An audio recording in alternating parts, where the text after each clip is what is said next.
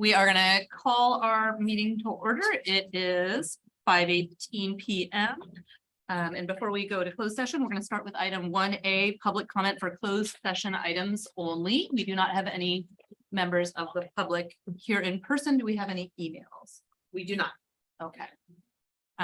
Next item is roll call. So Jen, when you're ready, if you don't mind calling us out. Trustee Dickinson, Here. trustee Rodriguez. Here. Trustee Donnelly, Present. trustee Dedmonson, Present. trustee Jackson Miller. Present. Thank you. Now we will convene into closed session at 5:19.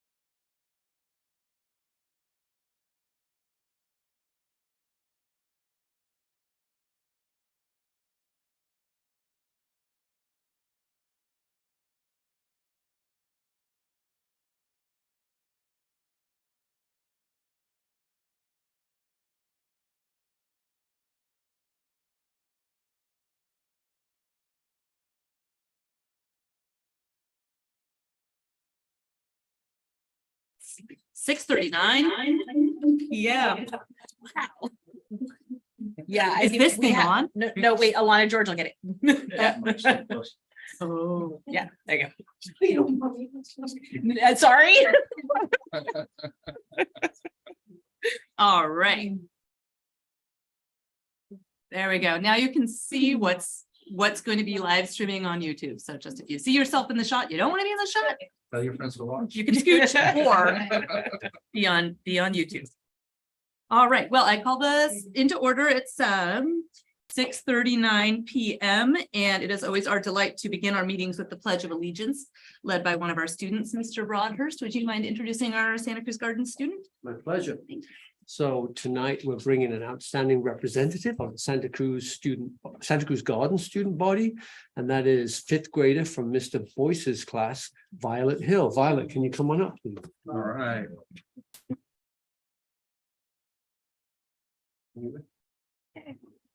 Please stand.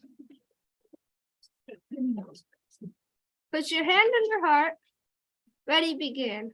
I pledge allegiance to the flag of the United States of America and to the republic for which it stands, one nation, under God, indivisible, with liberty and justice for all.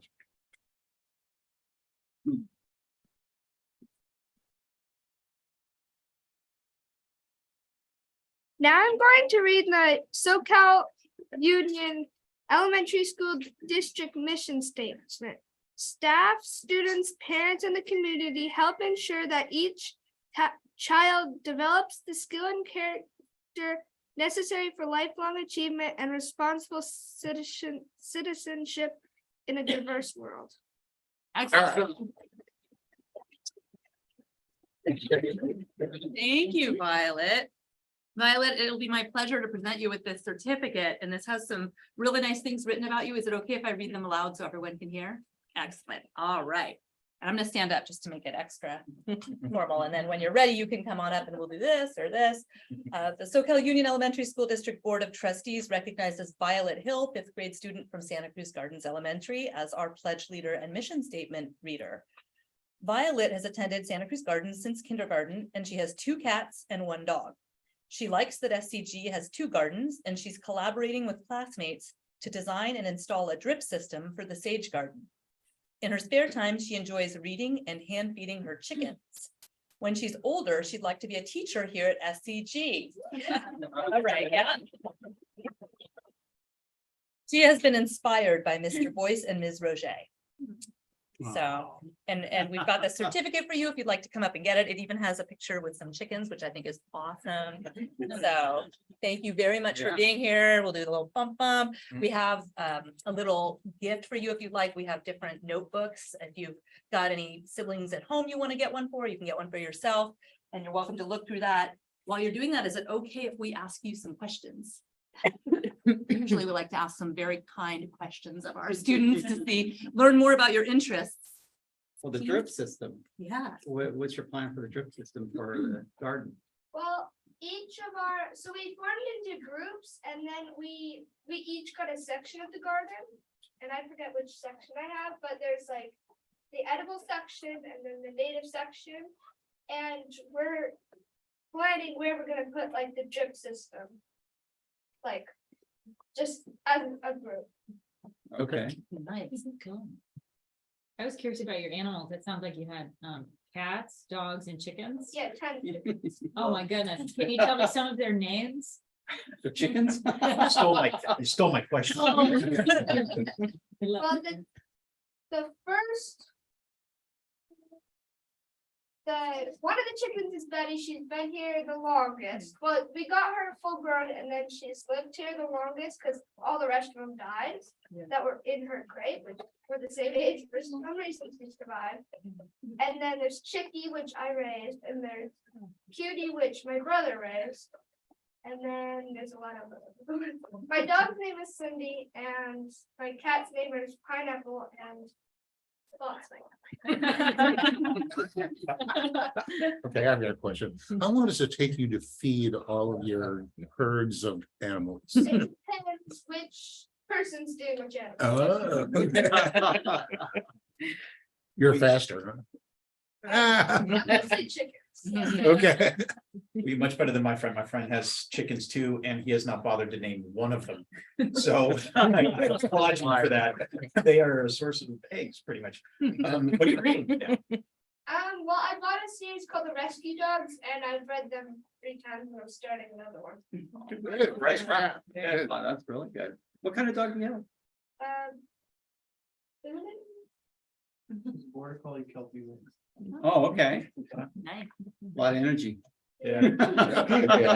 Heels. Great. I think everyone else thinks that in turn, but I'm curious, what makes you want to be a teacher, and particularly what makes you want to be a teacher at Santa Cruz Gardens? I don't know. I was just inspired, and I just did. Awesome. Awesome. Well, I think that's great. We would love to see you back here in however Yeah. many years, 15, 20 years when you're ready. We love having inspired teachers in our district. So it's so cool to have you here and get to meet you and your family. So if it's okay with you, we usually like to take a picture with our student pledge leader. Is that something that's okay? All right. Yes. You can You stand right here Just and do it face really that straight. way. Face the other way. You guys see Get in there, Mr. Crawford. Yeah. Alright. Okay, everybody look this way. Right here, Yeah. this lady. Right There you here. go. And Phil, a little to your right or left. Which, there you go, perfect. You guys are perfect. Everyone smile and awesome. Thank you. All right. Thank you.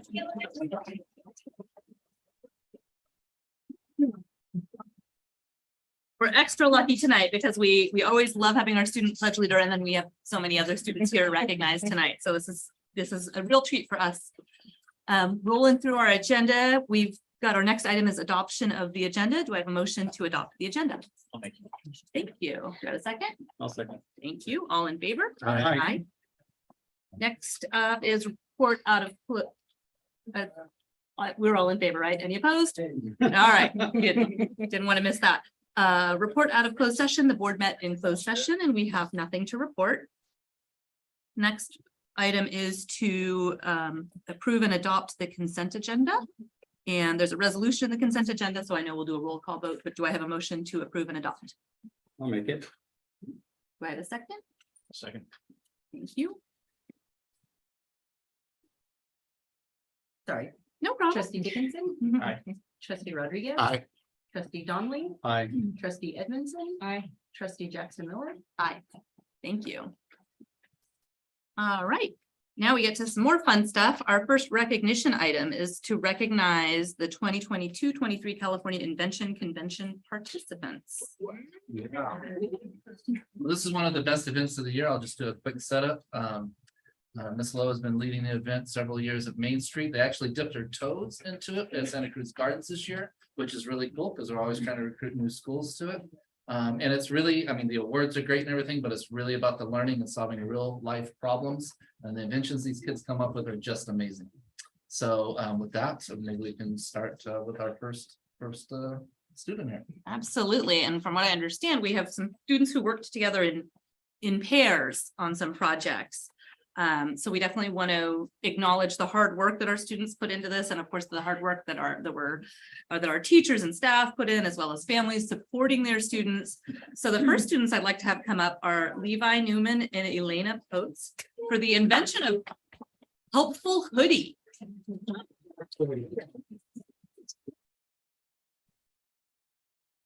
And it's your choice, but if you're comfortable telling us a little bit about the helpful hoodie, we would really appreciate a little summary about what your invention is, the problem you were trying to solve. Yeah, Okay. is that okay? Sure.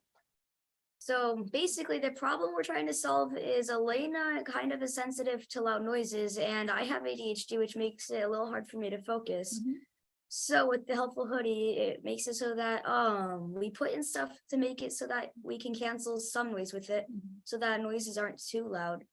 And with that, we also put in Bluetooth speakers so you can play like white noise, green noise, brown noise, music, whatever you want. Yeah.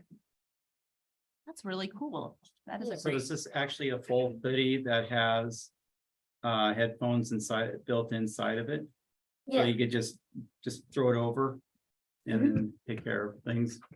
What's white noise, green noise, brown noise? Really? Yeah, I just know white noise. Or loud noise. White noise, green noise, they're kind of like for specific things. I'm not, I mean, I'm not sure what each one is for currently, but, I know that they all have a purpose for something different. It's Yeah.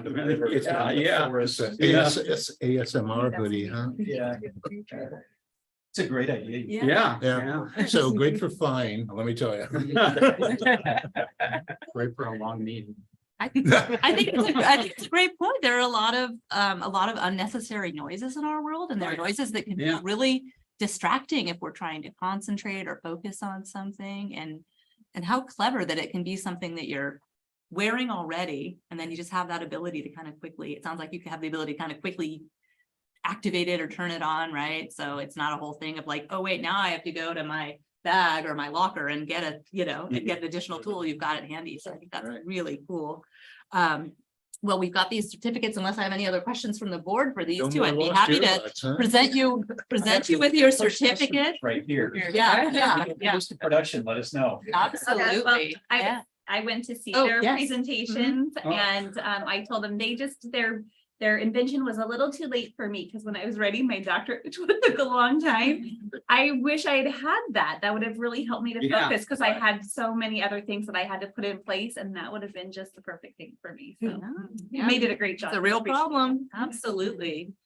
Well, thank you. We're very happy to give you your certificates. And if you'd be okay, we'd also take a picture with you later with the other inventors, if that's okay. Yeah. Okay. All right. Well, a big congratulations from all of us. Be happy to give you your certificates. And then if you just don't mind sticking around while the other two students come up, then we'll do a group picture. Is that okay? I'm sorry. I should have brought that to you. Picture at the end of the- There you go. Sorry, I had them switch. So nice to meet you both. Thank you. And yeah.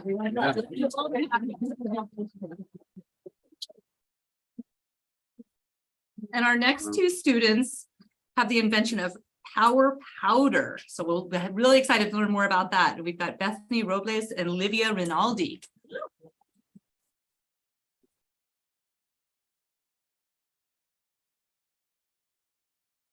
You mind telling us a little bit about your invention and the problem that you are working to solve? Yeah, so we're trying to solve the problem of composting taking too long, because when it takes too long, it hurts our air and our earth around us. So we wanted to make something that could help speed up that process so it wouldn't damage the earth. And so our invention is called the power powder, and we researched, and it says that it can take up to 2 years for fruits and stuff to fully decompose. And so we tested our powder on some rotten fruits and veggies, and it shortened the process to 2 weeks. Wow. Wow. And our invention is better than others that help compost speed up, because ours doesn't use any chemicals or electricity. Ours is organic, and all natural ingredients, unlike others. Wow. Can you divulge the secret?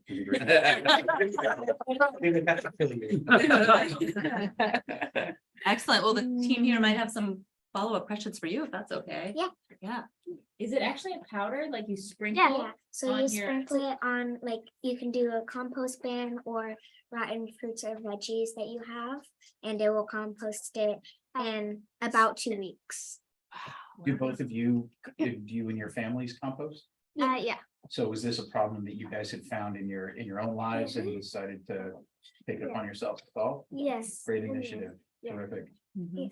Wow. Does it help Yeah, with the that's- smell of the compost too? Okay, here's my question. How many different powders did you come up with before you got the one you wanted? So at first we decided we were gonna wanna make like a paper plate that had the ability to compost stuff.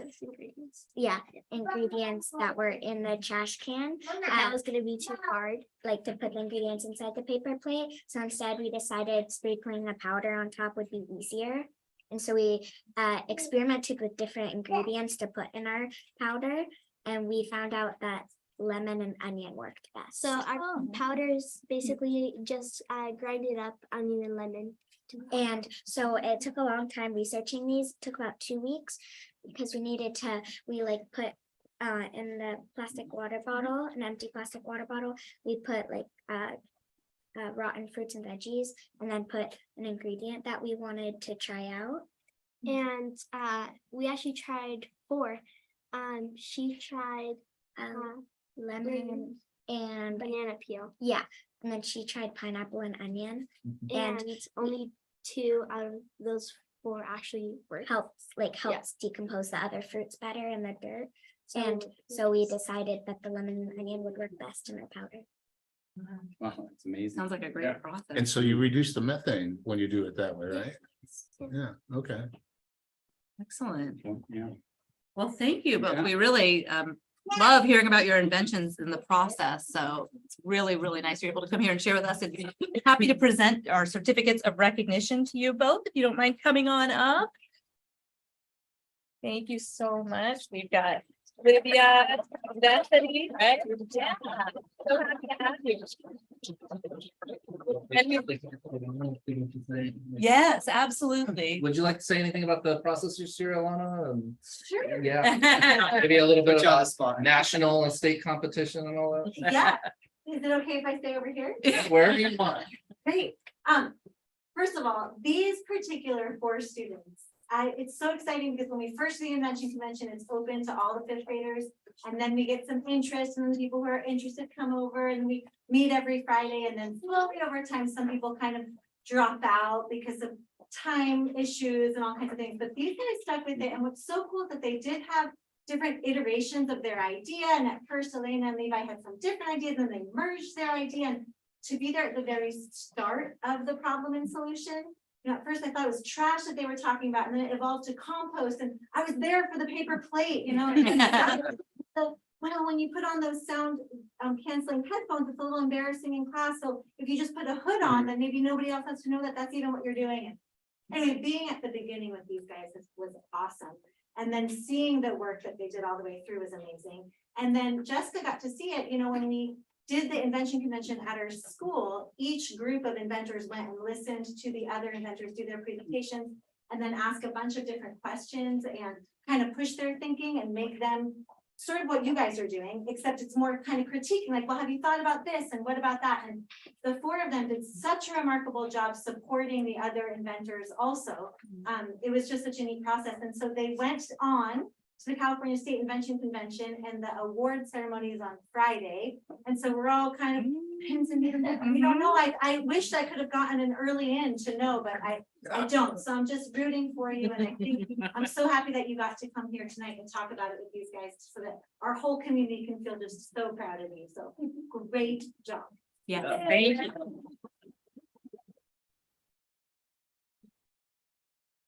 Thank you for giving them the opportunity, because I know it's a lot of work behind the scenes. Yeah, both my kids did this too, and what a great experience. They both loved your input and how you really carried them through the way. So great job. And I love that we're potentially adding more schools to it, and that Santa Cruz Gardens got to dip the toes in and Back give there. it, yeah. So we see you, Mr. Voice. Thank you. Thank you to 5th grade at Santa Cruz Gardens. And thank you to all the future teams who are going to keep this this great tradition going through our schools. It's obviously really meaningful. 100%. Thank you all for being here, supporting your students. Let's get that photo. Yeah, if it's okay with you, we'd love to get a group photo with our inventors and their teachers. So right up there in that corner. As low if you're willing to be. As long as you don't watch. Get it out. Yeah, yeah. Yeah. All right, guys, I need to look over here. Look at me. There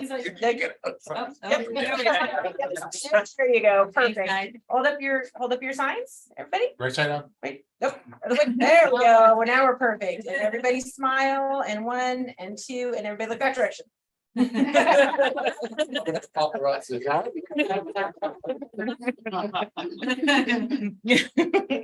like to put those up on our website. Is everybody okay with that? Yeah. Congratulations. Good job.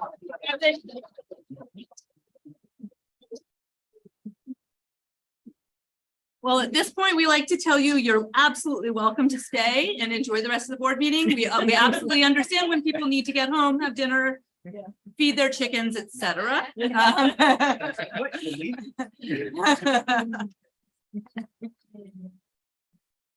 night, everybody. Have a great night. Thank you. Bye. Take care.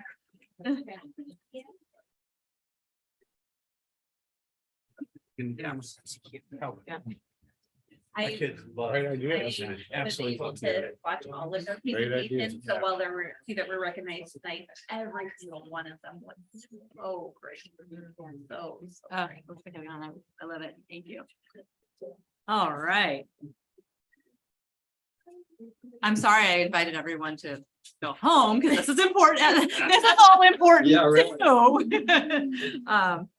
But our next item is the recognition of Mr. Carlo Albano as Santa Cruz Gardens Elementary Principal for 2023-24. Right. I don't see the certificate. We will ask questions. Now we will ask questions. You can bring the baby. Yeah. Catch them up. Well, Yeah. my honor to do a brief introduction and then I'll turn it over to you, Mr. Albano. So I had the honor of seeing Carlo be a teacher at Santa Cruz Gardens. So this feels a lot like Mr. Broadhurst's journey, kind of going full circle and now being able to go back and lead there. And your work between teaching at Santa Cruz Gardens and your next job in INVIT has been invaluable to the district. And I think it's been a great experience for you. And I really appreciate how well you've supported our students in that capacity. And just very excited to have you be a part of the leadership team. It's well deserved. And I know your heart is with students, and I also know it's with SAGE. And that's one of the beautiful things about the leadership opportunity at this particular school. So I'm going to give you an opportunity to say a few words about yourself, introduce your beautiful family. Take it away. All right, thank you. Yeah, I wasn't sure what the format would be. Greetings to the board and administration. Thank you all for having me, and just want to introduce my family first. This is my lovely wife, Annabelle, and the mother of our beautiful children, Cora and Naima, and my son, Andres. And yeah, I'm very thankful to have them here with me. We move as a team, and same thing to our wonderful staff. We've got Sue here and Mr. Boyce and Ms. Jade. So yeah, we have a nice representation of social emotional learning and academics, and I work outside in the garden, and I come kind of just off the wings of amazing teachers that have come before me that I've got to collaborate with, amazing fellow teachers that I have to work with now, and amazing students that I've learned with along the way. Very, very passionate about working with the youth. It's definitely very close to my heart, and I would say a calling. So I'm very thankful to be here, taking up, this next role. You don't really know you want to be a principal until it just kind of feels like the right thing in your heart, and you're just like, all right. So the work with behavior inclusion was a really important step for me, and just kind of supporting a lot of our students that might have had a couple extra needs kind of coming in from home or out of COVID, and it felt very special to work with an important team and have amazing care frameworks around the district.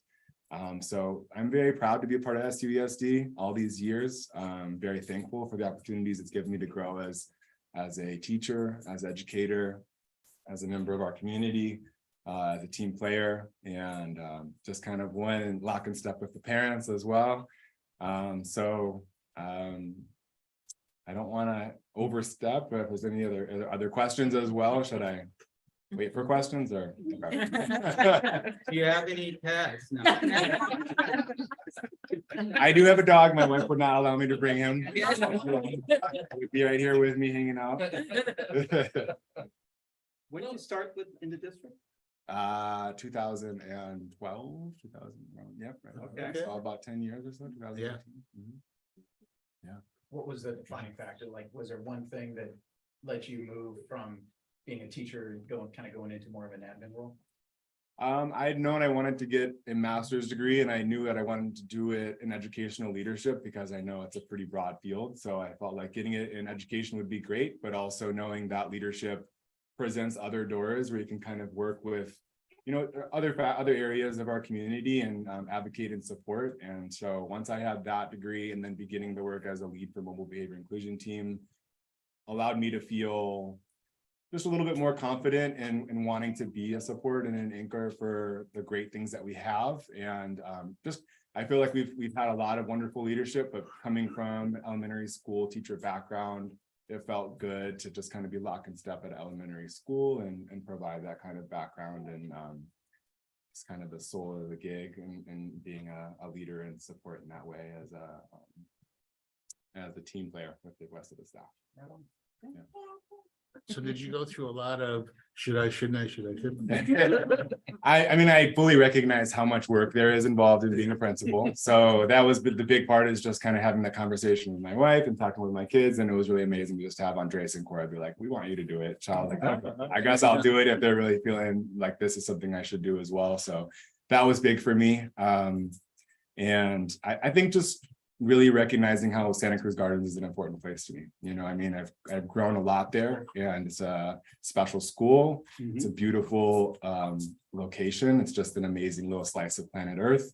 And so I feel like just the natural energy around it is very special. The community is very special. And I've come a long way, kind of just in step with that. So I feel that the movement is not just me, but together as a team. And I'm definitely a firm believer in wanting to do it together. That's just kind of always been my personality, is if we do our best and we do it together, good things will happen. And that's always kind of felt like the motto at Santa Cruz Gardens. It's a small but mighty school and community. And yeah, I feel strongly about that moving forward. Good. Yeah. I appreciated, I was in your group for the equity walk up at Santa Cruz Gardens. And the thing that I really loved about just, you know, seeing you in action was you on the playground with the kids. Like, we were out there observing, but you're just talking to this guy, talking to this guy. It's like really friendly. And when I heard you got the principalship, I thought, wow, great. That's going to be great. Thanks. So congratulations. Yeah. Thank you. Yeah. Appreciate that. I would have asked you, I mean, it's so neat having a principal come in who's had the experience already at the school. So I would have asked you kind of what do you think makes Santa Cruz Garden special? Like, what's the heart and soul of the school? You already answered it in so many different ways. So I mean, yeah, is there anything that you think we should know about the SAGE program? I mean, we've had awesome presentations on it, but anything you want us to know about your goals as far as that program, or just more to be announced in the future? Yeah, I'd say definitely more to be announced, more to have conversations with as a staff. I had a great meeting with a couple of teachers, Jade and Brian, and with Amity and Heather at the county office. So it's just nice to know that we have all these initiatives that are really locked in step with environmental literacy, stewardship for our planet, and that really are looking at networking with other schools such as Starlight, and I keep forgetting the name of the one at Davenport. Pacific that has a great nutrition program. So yeah, I think just kind of creating a cohort of teachers and schools that can kind of be an important beacon as we are in this stage where, just nothing but hope and positivity for our planet and for our kids and the ingenuity that we have. So we've had conversations about an Ocean Guardian grant and being a part of the Ocean Guardian grantee system network, where you would look at stuff like water catchment, 6 R's. So get basically student-led, amazing, raising these kids up to be the leaders that they are and giving them that trust and that facilitation to let them take that lead at an early age to see the great things that we do have. I remember when Andreas was in 2nd grade, he had Mr. Swindell. He came home crying once because Mr. Swindell was talking about fracking, and like we were driving over Highway 17 and he was like, the earth is, what are we doing driving these cars right now? And I feel like, yes, we want to make sure that they are very much aware of like, these are issues we want to deal with, but we have no idea what tomorrow is going to bring, and the ingenuity and the light that is ahead. I think we have a lot of strong opportunities, and we want our kids to very much feel aware of water catchment systems and green energy and economy around that kind of stuff that is renewable and for everyone. So I'm a big proponent of student leadership and student voice, big proponent of making sure that we're inclusive and that we are involving all of our communities. And Santa Cruz Gardens brings a lot of specialness in that way. And it's the other pieces that from, the Vitas all the way up the hill, we have a wide range of amazing community that work and play together. And we want to make sure that continues to be a unifier around programs like SAGE and around our cool community events. And so I'm always just going to be open-eared and doing my part to push and be an anchor and support to the ideas that we have for our amazing adults and kids as we have open house coming up. What kind of cool things can we do to make sure our community feels super proud? Yeah. Thank you. Thank Thank you. you. Yeah. Yeah.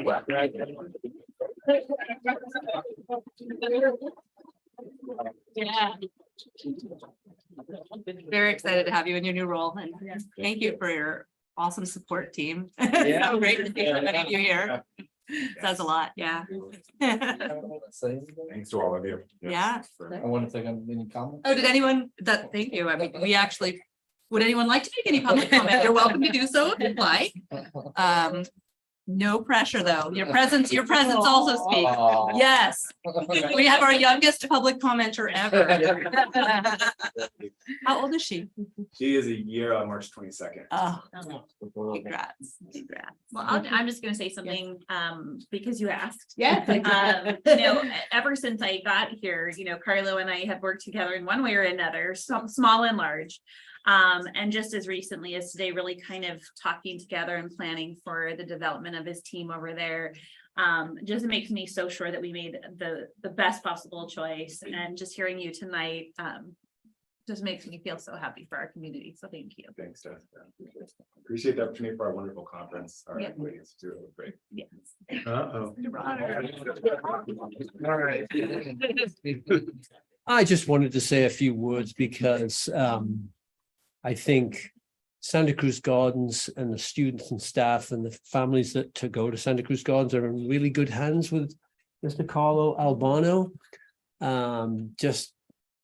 I've known him because his son was at New Brighton when I was there, known him when he was through being a teacher in the district. He has a great reputation, and then getting to work with him this last year, and specifically even more so since the announcement of him becoming the new principal.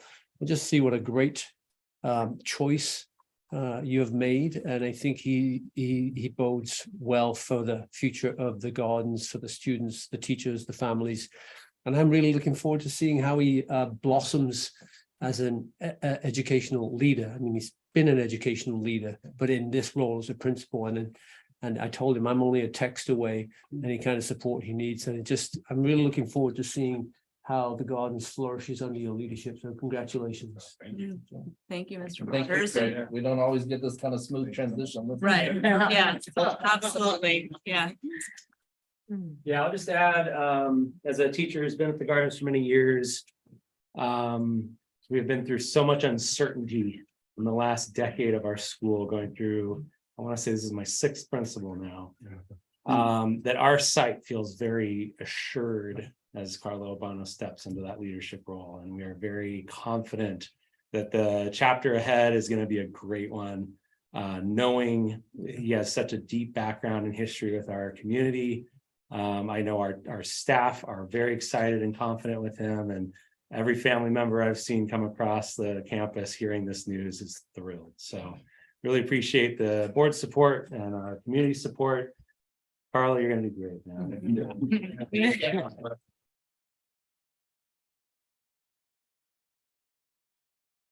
Hey. Okay, babe, I'll just chime in. It's so cool to have you step into that role. Also, I'm just like the neighbor school next door, that's not just your own team and the admin that you're joint team, but you've got like a mountain of support around you.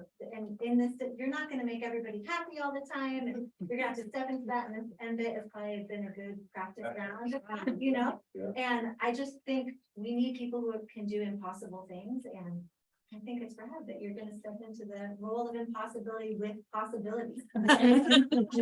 They're all nearby, like being standing ovation. Yeah.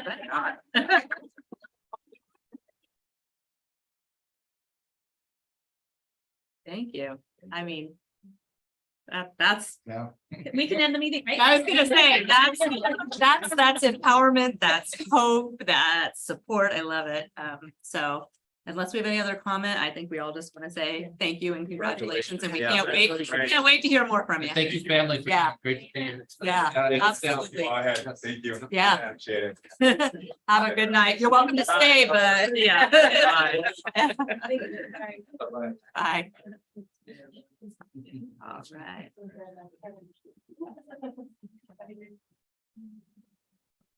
We'll continue moving through the agenda, but I love the way the meeting has started with so much joy and positivity. We do have a public hearing. So we'll have a public hearing regarding interfund borrowing for the district. Hello, good evening, board.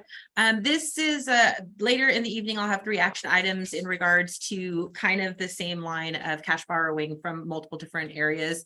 It is a requirement, though, that we have a public hearing before we do the action item on interfund borrowing. And so just for our new board members, interfund borrowing is when the district borrows from itself first. We borrow from ourselves first, we borrow from the County Office of Education, the County of Santa Cruz second, and the County Office of Education third, depending if we run in a cash deficit. We have not been running a cash deficit for many years now, so our property taxes are outpacing our state revenue. And so we keep a healthy cash balance. However, every year I bring the 3 to the board just as a formality in case something ever should come to pass that we do need to borrow from one of these 3 places. In the past, CNS, Child Nutrition Services Fund, has run in cash deficits throughout the year, and we've had to make cash borrowing, and that would be considered an interfund. We have Child Nutrition Services, Deferred Maintenance, Capital Facilities, Modernization, General Fund. Those are our different funds that we borrow from. And so the General Fund will borrow cash to CNS, and then CNS pays it back when we get in a cash infusion. I don't foresee this happening in the current fiscal year or the next fiscal year. They are very solvent at the moment. That is my public hearing. All right, great. With that, I'm going to open the public hearing. It's 7:15 according to my computer. Would anyone like to comment in the public hearing on this item? Seeing none in person, I'll check and see if we have any public comments on email. No. Always hope. No. Okay, unless there are any public comments on this hearing item, I'm going to go ahead and close the public hearing. Still 7:15. Thank you. And we'll see it again later in the agenda. Next up is public communications. For anyone here who'd like to make any comment for any item that's not on our agenda. Is there anyone here who would like to make a public comment? None in person, any on email? Yeah, let me just refresh, just maybe. No, nothing on email. Thank you for checking. Much appreciated. And thank you for reminding me when I forget to ask. Then we'll keep moving on. Our next items are our standing reports, and we'll start with the assistant superintendents. Michelle, do you mind? Absolutely. Been a full couple of weeks. Had some meetings. I know Superintendent Trimble and Assistant Superintendent Glantz will talk with. We've been in some meetings together over the last few weeks. Some of the hits was our town hall meeting that we had in regards to our infrastructure upgrade program, our open house at Soquel. Gotta love those kids. Diane Bach is amazing. And as a side note, I found her and her husband and son will be performing at the Brookdale Lodge, which is right in my neck of the woods. So I'm very excited. And I had the opportunity to be on the first round of principal interviews for Main Street, which were held last week with this great interview process. Dr. Benz did a wonderful job as leading us. I had myself and 2 of my staff members had the opportunity to go to the Central Kitchen at New Brighton, and Amanda has introduced a new menu for the middle school, and one of her offerings was pot stickers with fried rice, and they put them in the cute little to-go containers, and it was a hit. They sold out of them. They had the poor 6th graders because they got to try to like balance between the 6th and 7th and 8th. And the 6th graders were like, please, please, please, please. So they're back there scrambling, trying to make some more of them. So all the 6th graders who wanted them could get an opportunity. So I think they did a couple 100 boxes. And so they'll up that up for next Monday. And so she's got a bunch of other new offerings, but I just thought that was just a really ingenious idea. She's been trying to do move away from Domino's and do some scratch cooking with pizzas. And so we've had a lot of conversations regarding like what we can do in that area. And she had a fantastic idea.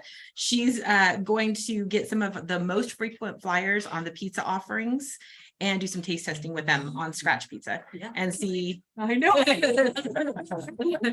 and see what the kids think on scratch compared to our Domino's offering. So she's just finding really ingenious ways of involving the kids in the decision-making at that level. So I just think it's fun to go out there. If any of our board members has an opportunity, they get all the 6th graders through in about 10 minutes. So it's a whirlwind, but it's fun to watch.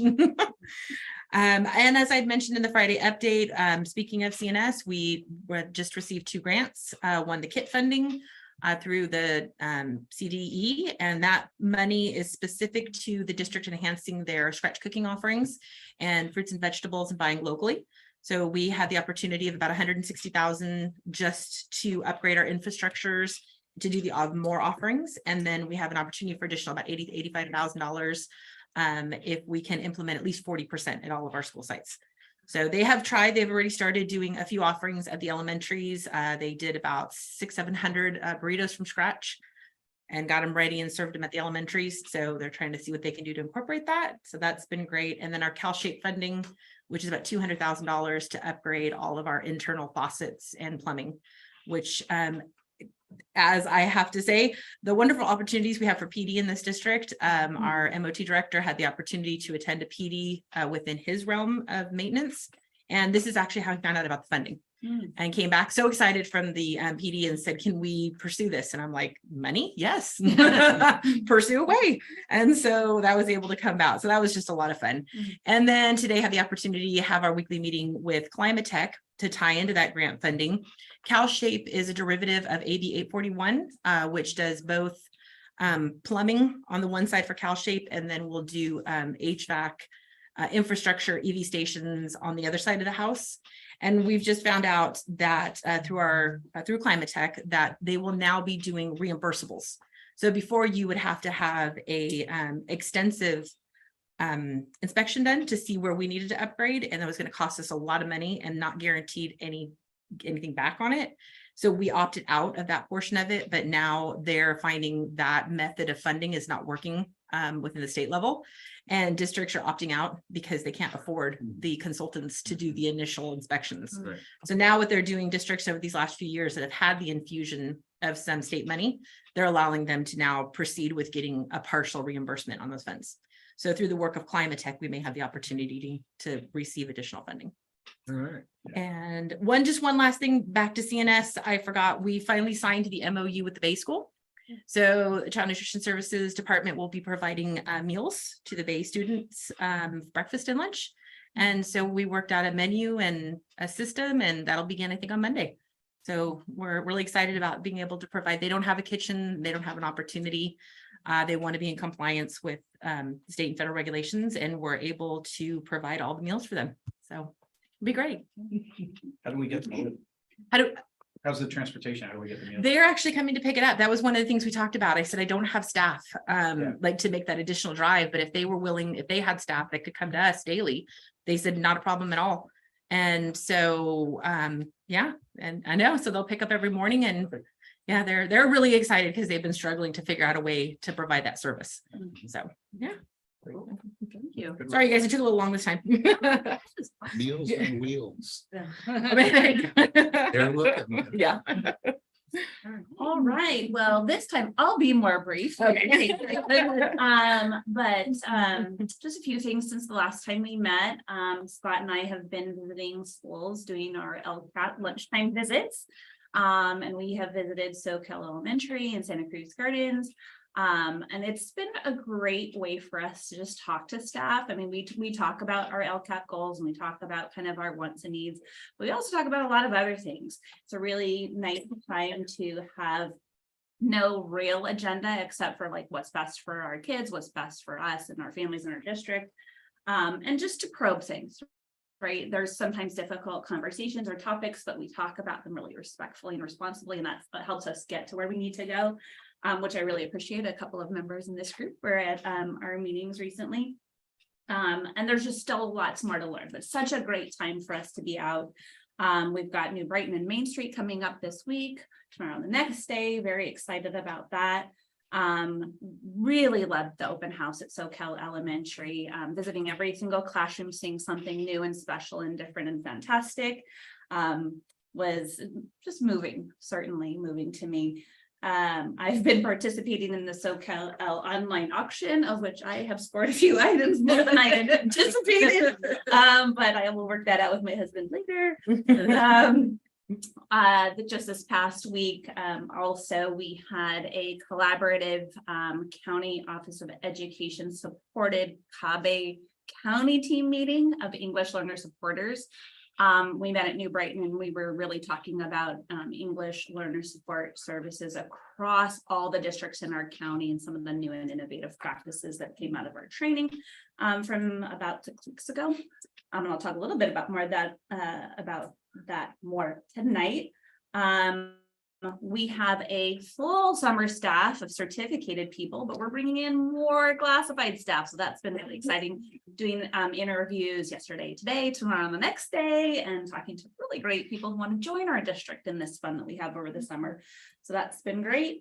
Main Street principal interview 1 last week. Awesome interviews. Second round with Scott and I are this week. Super excited. We had our last principals leaders in learning meeting last Thursday with Melissa and Candace, who are culturally responsive education specialists that have partnered up with us for the past couple of years. And we're making plans into the next year to support all of our staff. So we're really excited. And then just earlier today, Carlo and I were meeting about some of the support that he's thinking about with his staff. And I've reached out on one of the items that he requested support with, and that was the environmental literacy grant. So hopefully we'll be partnering with Angela Meeker and Amity Sandage on that. And then best for last, Staff Appreciation Week. We've got the best staff in the world, as you can see. And honestly, I am moved by all of the work that they're doing with our kids. And I just want to say there's only a few of you here, but thank you for everything that you're doing every day. So 100%. yep. Thank you. Well, I'll just jump right off of that as a springboard and say happy Employee Appreciation Week to everybody. And I always like to say, whether you teach the kids, drive the kids, support the kids' mental and social wellness, feed the kids, it takes everybody. And so just thank you for folks that are here, and thank you for everybody in our district. And we like to do a very small token of appreciation. We brought over the fruit and snack baskets today, so I hope that those are enjoyed. And but most importantly, thank you for everything you do for our families and for our students. Yes, Main Street principal interviews produced some great candidates, and we're down to the wire and in that process. So I'm thankful that it looks like if all continues to go well, we'll be able to have that person named so that we can onboard them as quickly as possible and make sure that there's a smooth transition going into next year. Really important position, of course, just like Carlos was earlier in the year. Enjoyed my meeting with SEA earlier this week, and so we have the regular routine of I get to meet with SEA President Donna Renee Martin before the meeting, and then on their after their general meeting on Monday, I come on and just answer any questions.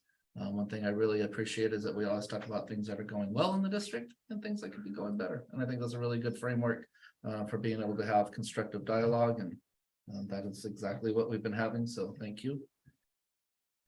If you get a chance to pick up a copy of the Capitola SoCal Times this month, we have a nice little article in there about the best night of the year that we had last month, and that is the reclassification ceremony. And also a little bit about recognizing our 2 employees of the year recognized by other agencies, and that's Mr. Broadhurst, recognized as the Administrator of the Year by the County Office of Education, and Jackie Gomez, recognized as the Confidential Employee of the Year by the Association of California School Administrators Region 10. Thank you. I always forget to read that.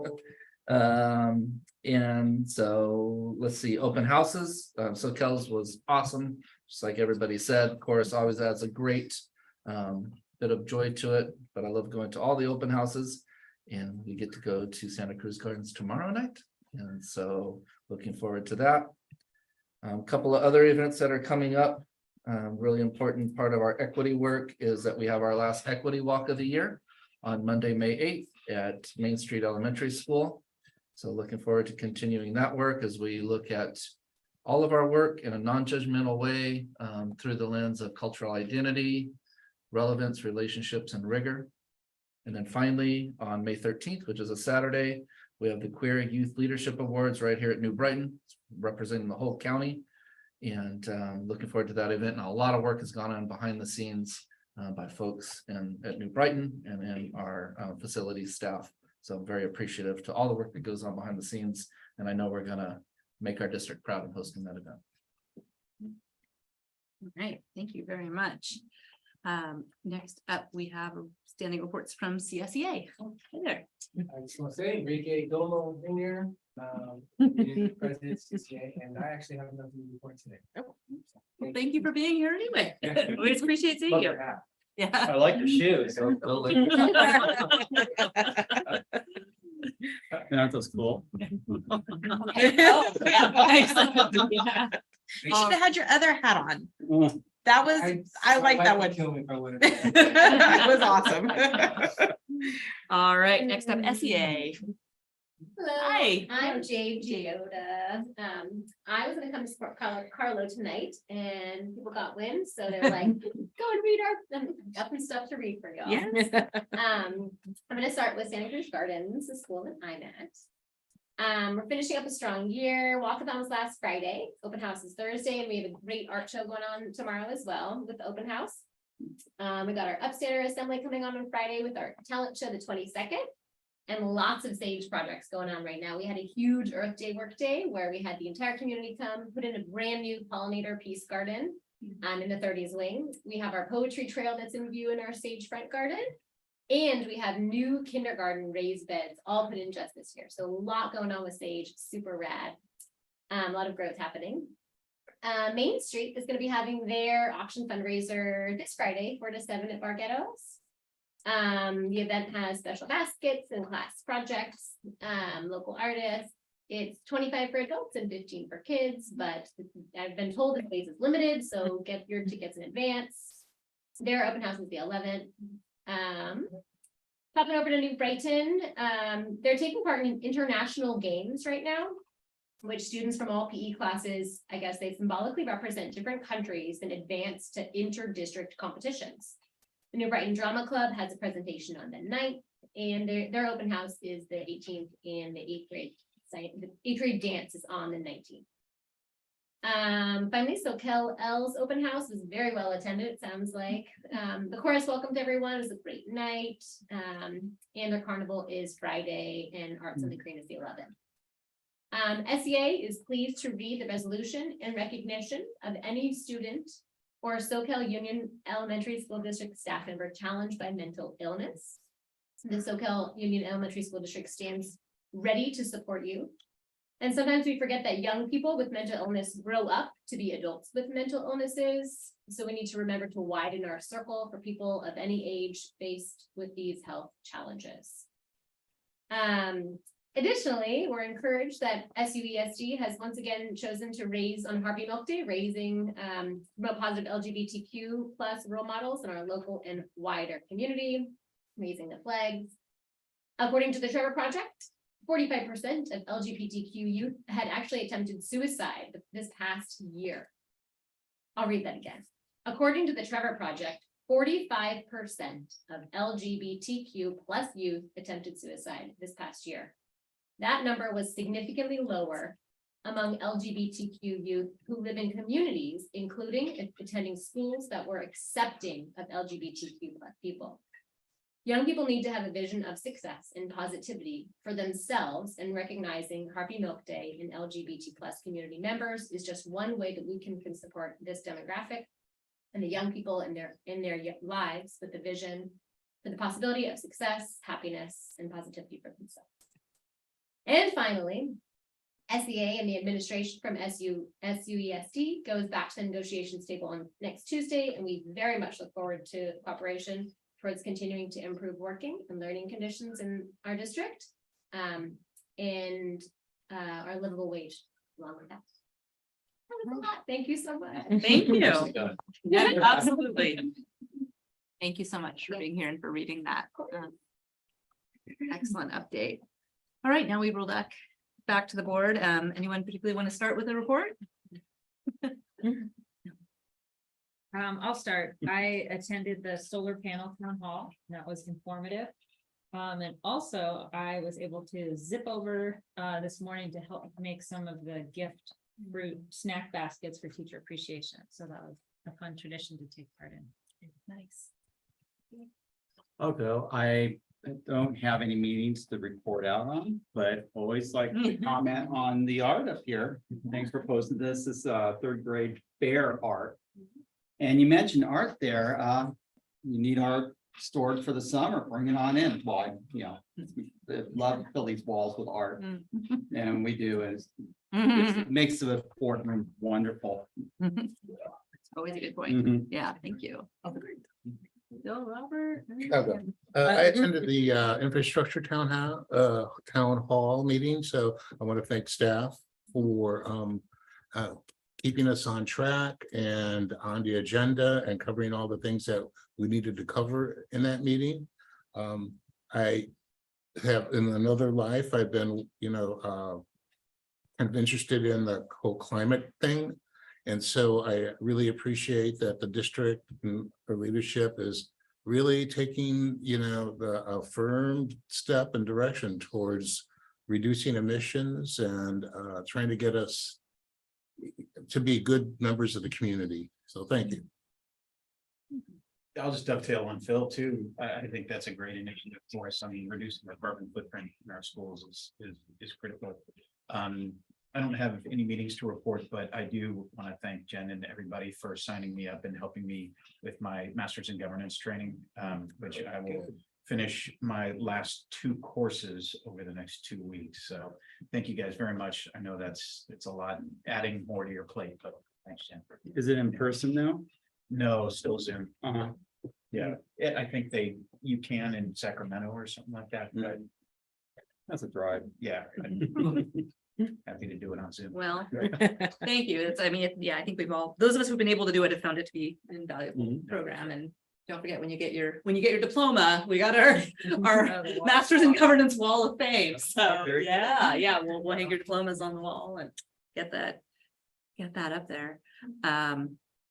I did get I rarely get news from middle school life, but I did get the pot sticker rice update. So it was really a success. Guess what we had for lunch?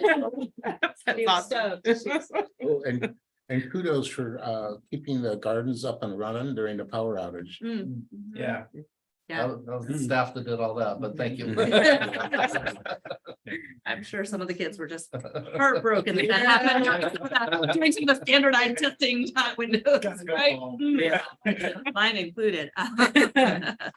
I have a short report. I'm sorry, I don't have it typed up, but I'll keep it short and sweet. I also attended the town hall on infrastructure, and thank you for the excellent presentation. It was my absolute pleasure to attend the SoCal open house. It is always wonderful seeing the kids singing and seeing their beautiful families and getting to travel throughout the classrooms and celebrate the work the teachers and kids have been displaying and putting on for the year. So love that. And then Scott mentioned the article in the Capitola SoCal Times, and I want to acknowledge and thank Scott for writing those articles.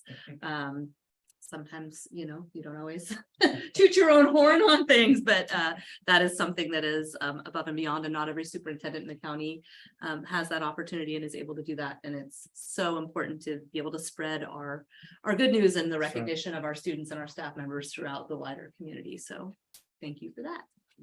Yeah, that's it for me. We're excited to move on to our presentation and discussion items. So next up, we have our presentation from Carissa Lemos, our Director of Student Services. I'll do a quick intro. It's definitely our honor and my honor to work this year with President in her new role, as Director of Student Services. Done a lot of different positions in the district. But one thing I think everybody will agree with Carissa is you see leadership right away, no matter what position she's in. So it's been a natural fit, although it's been a steep learning curve. I can say Chris has not only mastered the learning curve, but she also brings so many new ideas to make all of our systems better. So just so happy to have her on the team, and I'm looking forward to having you get the chance to hear about all the other great work she's leading. I can try to fill in some here.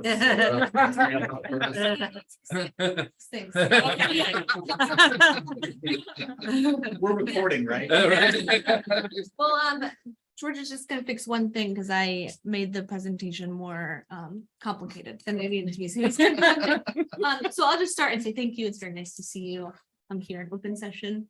And like Scott said, taking on the job of student services is one of those jobs where myself included, you don't really know what all it involves or all it entails until you do it. And I learn new things that my job does every day when I do them for the first time.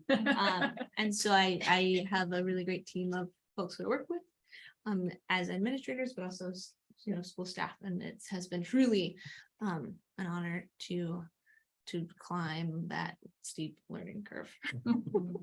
And I know typically presentations involve like the sharing of information and the telling of things, but I want to start my presentation to you all tonight with a question.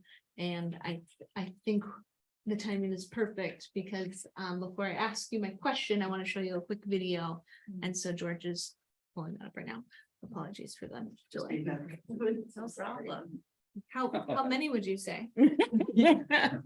2. You have any pets? What are their names?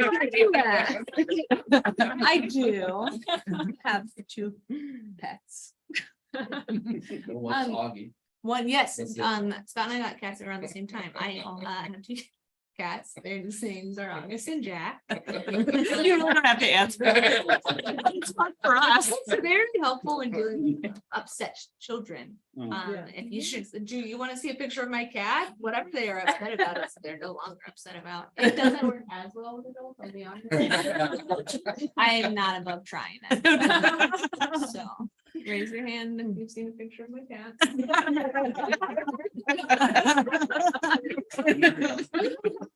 I might be able to show you one. You could go drive and get it. Well, who knows?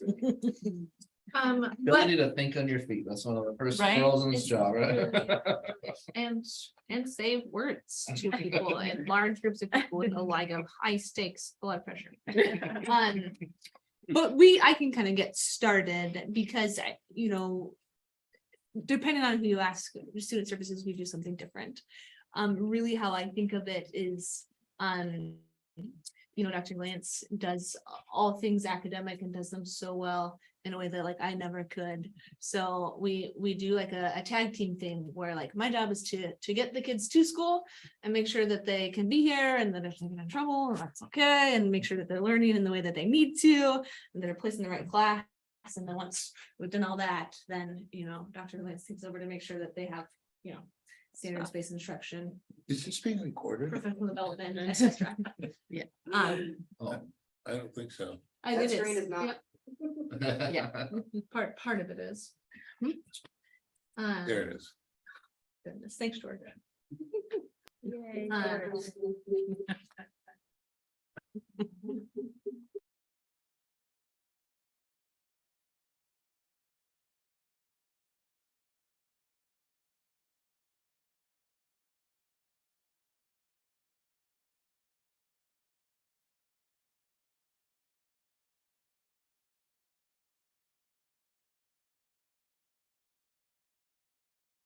Most accomplished and fabled tribes of Africa. No tribe was considered to have warriors more fearsome or more intelligent than the mighty Maasai. It is perhaps surprising then to learn the traditional greeting that passed between Maasai warriors, and how are the children? It is still the traditional greeting among the Maasai, acknowledging the high value that the Maasai always place on their children's well-being. Even warriors with no children of their own would always give the traditional answer, all the children are well. Meaning, of course, that peace and safety prevail, that the priorities of protecting the young are in place, that Maasai society has not forgotten its reason for being, its proper functions and responsibilities. All the children are well means that life is good. It means that the daily struggles for existence do not preclude proper caring for their young.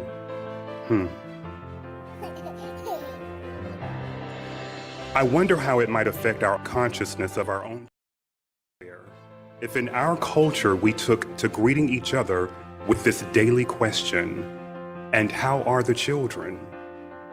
I wonder if we heard that question and passed it along to each other a dozen times a day, if it would begin to make a difference in the reality of how the children are thought of or cared about in our own country.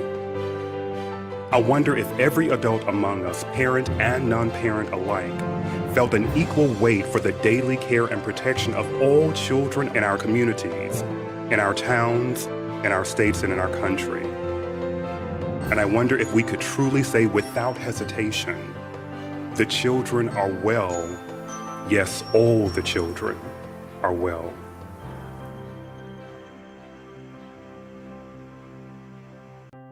Among the most accomplished and fabled And I wanted to start with is how are the children? Poor George. Oh, no. We're good. I'm just gonna move on. No worries. Really how I see the work of student services is one, asking that question and then answering it.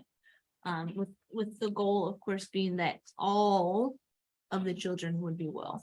I think something I'm really proud of in our district is we see the work of education as a contribution to our community, right? And so we are hoping and working to heal our community and make sure that our community is well by making sure our students are well. And all of them, right? And that's the challenge. And it's work that has existed in our district for a long time. And it's work that we are lately kind of thinking about from not a new perspective, but I would say a bigger perspective. And that is thinking about design, right? And so the background for the slide presentation that I chose tonight was really intentional. It's meant to mimic, a blueprint, right? In terms of thinking with a lot of intention, a lot of design about what we do. In a minute, I'll talk a little bit more about MTSS or multi-tiered systems of supports, but it's really the idea of nothing happens by accident and systems do what they're designed to do. And so we want to make sure that our system is created and implemented with a lot of intention and design so that we can really answer that question. How are all of our children? And hopefully the answer can be that they are all well in every way. So this has been our work, and I'm excited to share it with you. So thank you. As we've been talking about this, we've been doing a lot of work around MTSS and kind of asking, well, what's going well? We always, like Scott said, in our work with SEA or in general, we ask what's going well, and then how can we improve? And so we've really kind of taken that pause to consider, all improvement involves change, but not all change is an improvement. And so really asking, like, what are we doing? Really zooming out, looking at the big picture, and then doing the hard work of really drilling down and engaging in that. So student services, these are just like some things we do: attendance and engagement or re-engagement. If a student, hasn't been coming to school at 10, we do mental health counseling, discipline, special education, section 504, foster youth services, homeless youth services, student health and wellness, and to name a few. So that is just like if you had to pick a snapshot of what is student services, what do y'all do? It's some of those things. But the umbrella is intentional because it really is the symbol for MTSS, right? And that is the grant work that we've been doing. That's the framework that the California Department of Education has, suggested and said we will use. And so under the umbrella, you have the three big areas of academics, behavior, and social emotional wellness.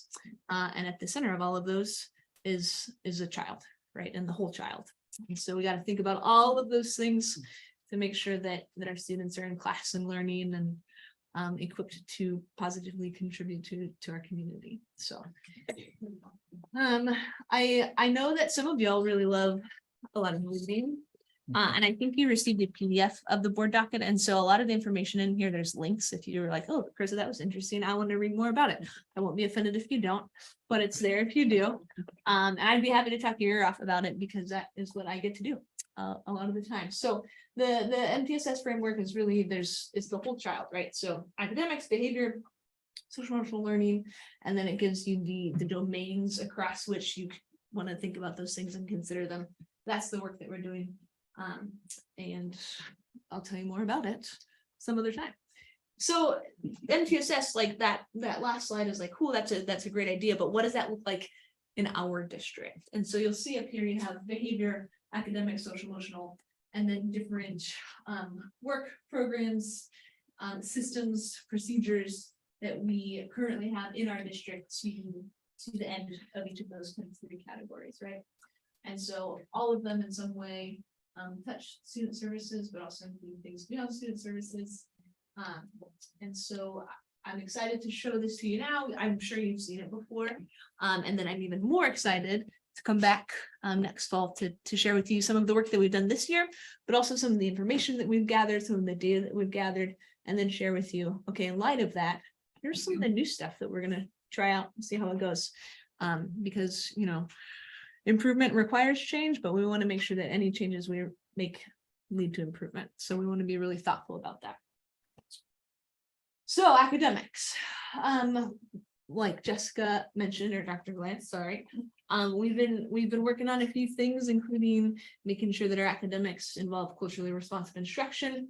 We this year it's been really exciting. We've done some work in professional learning around universal design for learning, which can feel and often is described as like this scary new term, but it's really just making sure that how we deliver instruction is accessible to all students. So that's been exciting. We do a lot of systematic, careful progress monitoring rather than waiting until students are really struggling.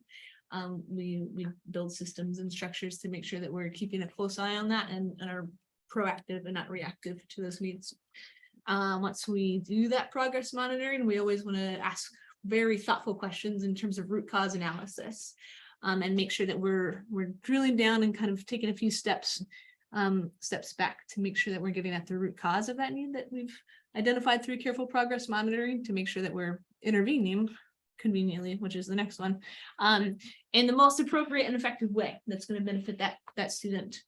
And you know, one of the things that can come after that is maybe the referral for a student to be evaluated for special education, to make sure that we're you know, fulfilling our obligation to child find, but more importantly, just making sure that all of our children are well and have what they need.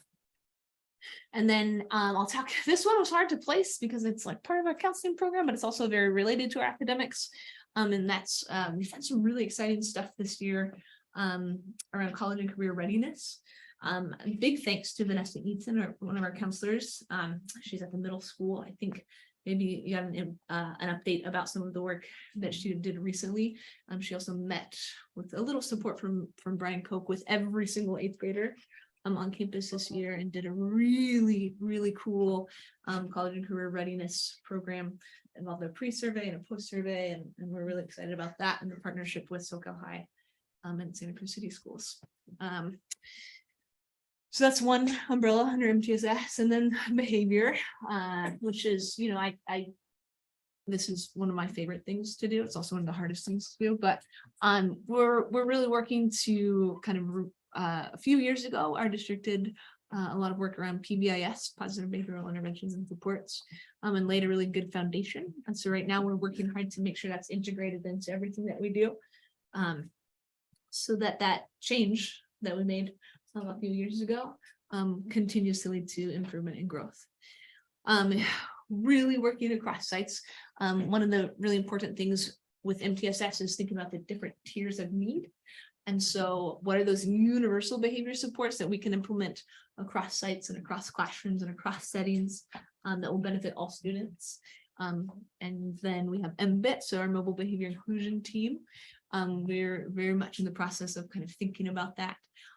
You know, having had the chance to be a part of that work, it's so needed, and we're constantly learning. And so, you know, I'm so grateful for Carlo and his team when they kind of continue that work.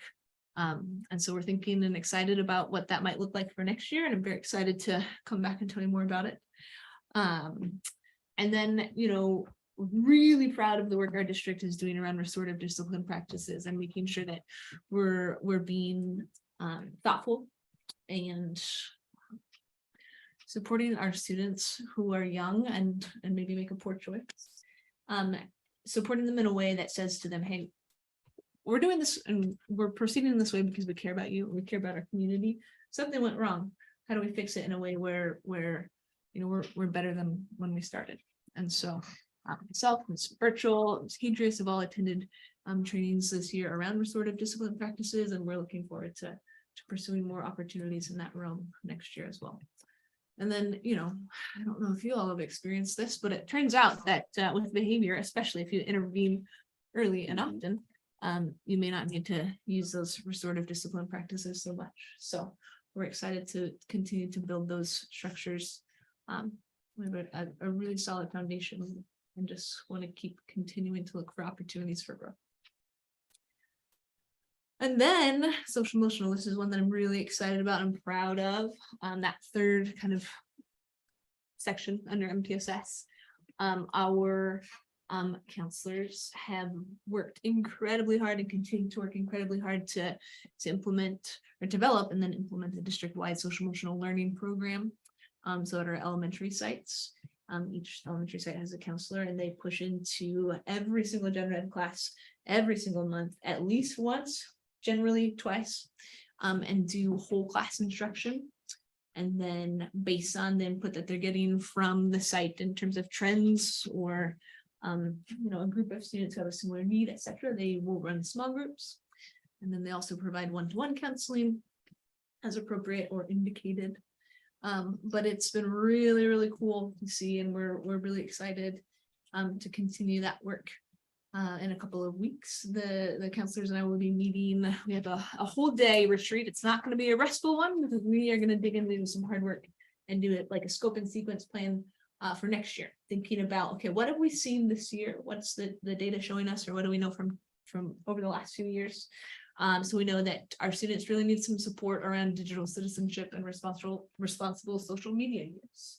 Our students really need some education about substance use and prevention. Our students really need some education. So thinking about those things and then asking, how can we be more proactive in providing educational opportunities to students at a developmentally appropriate level, so that, you know, the trends that we're seeing right now in the middle or especially high school, we're really supporting our students proactively to have the knowledge they need to be successful and to really take that head on. I really appreciated SEA's statement on mental health, because that's a big need that we're seeing our students have and our students' families, mental illness, and we want to partner in a way that shines light on how we can collaborate and celebrate our community in a way that's supportive. So Brian Koch is our program counseling coordinator.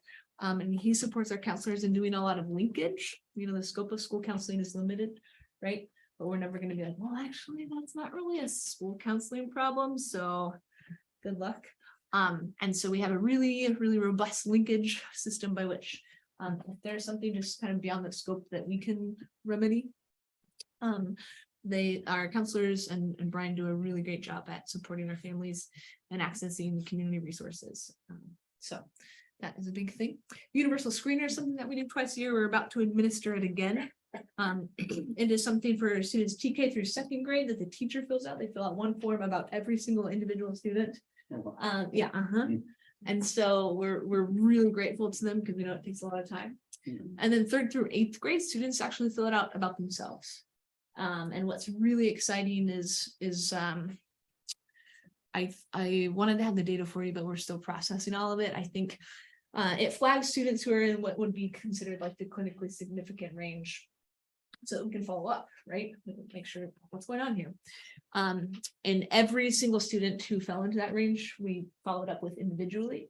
And what was really exciting and what we're really proud of from this fall is of those students who fell into the clinically significant range, 62 of them had already been identified by other means in the district, by teacher referral, by a parent reaching out and saying, hey, like I'm feeling worried about this. And we're already on our radar, either receiving counseling services or had already had a linkage referral or had been identified in some other way.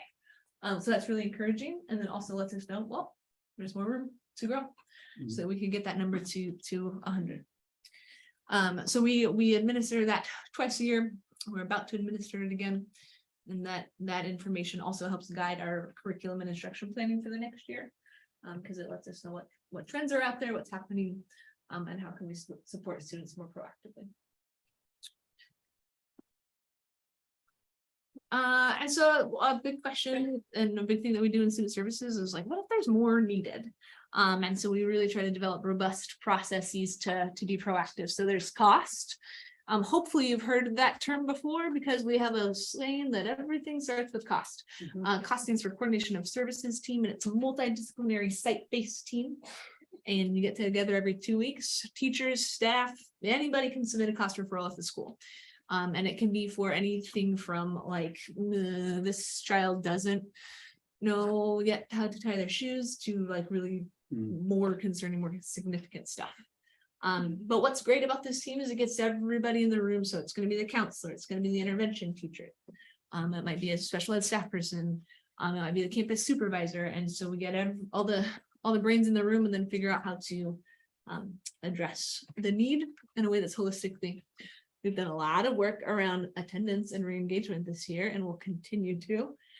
So SART, you'll hear that often, school attendance review team, SST, SUESD team. We always want to be data driven and engage evidence-based best practices. And then anytime we're seeking to improve something, we don't want to just be like, well, we did that, so we're done. We always want to engage in careful progress monitoring to make sure that we're, getting stuff done and doing what we say we will, so that we can make sure our children are well. So if you've worked with me at all, you know that I tend to plan quite a bit. I didn't bring a spreadsheet to share with you tonight, but there are some linked in the presentation. So this year we've really focused a lot on program development, right? What has existed for time, what do we need, and how do we deepen our foundation? And then next year we're really excited to say, okay, now we have a program, how do we make our professionals better? And so really excited. We had a great professional development planning meeting today with some partners at the COE that was really exciting, really encouraging. And then, partnership development, right? Let's do well here. And then let's also work together with other people who are doing well, so that all of the children can be well, if you will. And then we'll just keep going because the work really doesn't stop, and that's okay. Because that's why we do it. You'll see there's a little logo. SIP stands for Supporting Inclusive Practices. It's a project sponsored by the California Department of Education, run out of the El Dorado County Office of Ed, and we are a SIP grant recipient. And so we've done a lot of really exciting work together with them this year in terms of professional development. We are also very excited to continue that work next year. And so I put that there as a example of a partnership that we'll continue to develop and leverage. It's also a link to their website if you want to read more about the SIP program. And I think that's it. And so how are the children? I'll consider our job well done if at the end of the day we can say, well, they're doing well. So thank you. Thank you. Yeah. Yeah.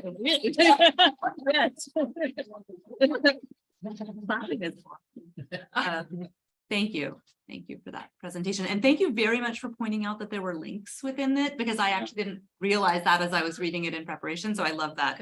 And yeah, we will go back and get those links. So thank you for letting us know. I'm sure we all have some questions. I don't know. Everyone wants to hop in. Questions or comments, of course. Sure, I'm closest, so I'll start. Yeah.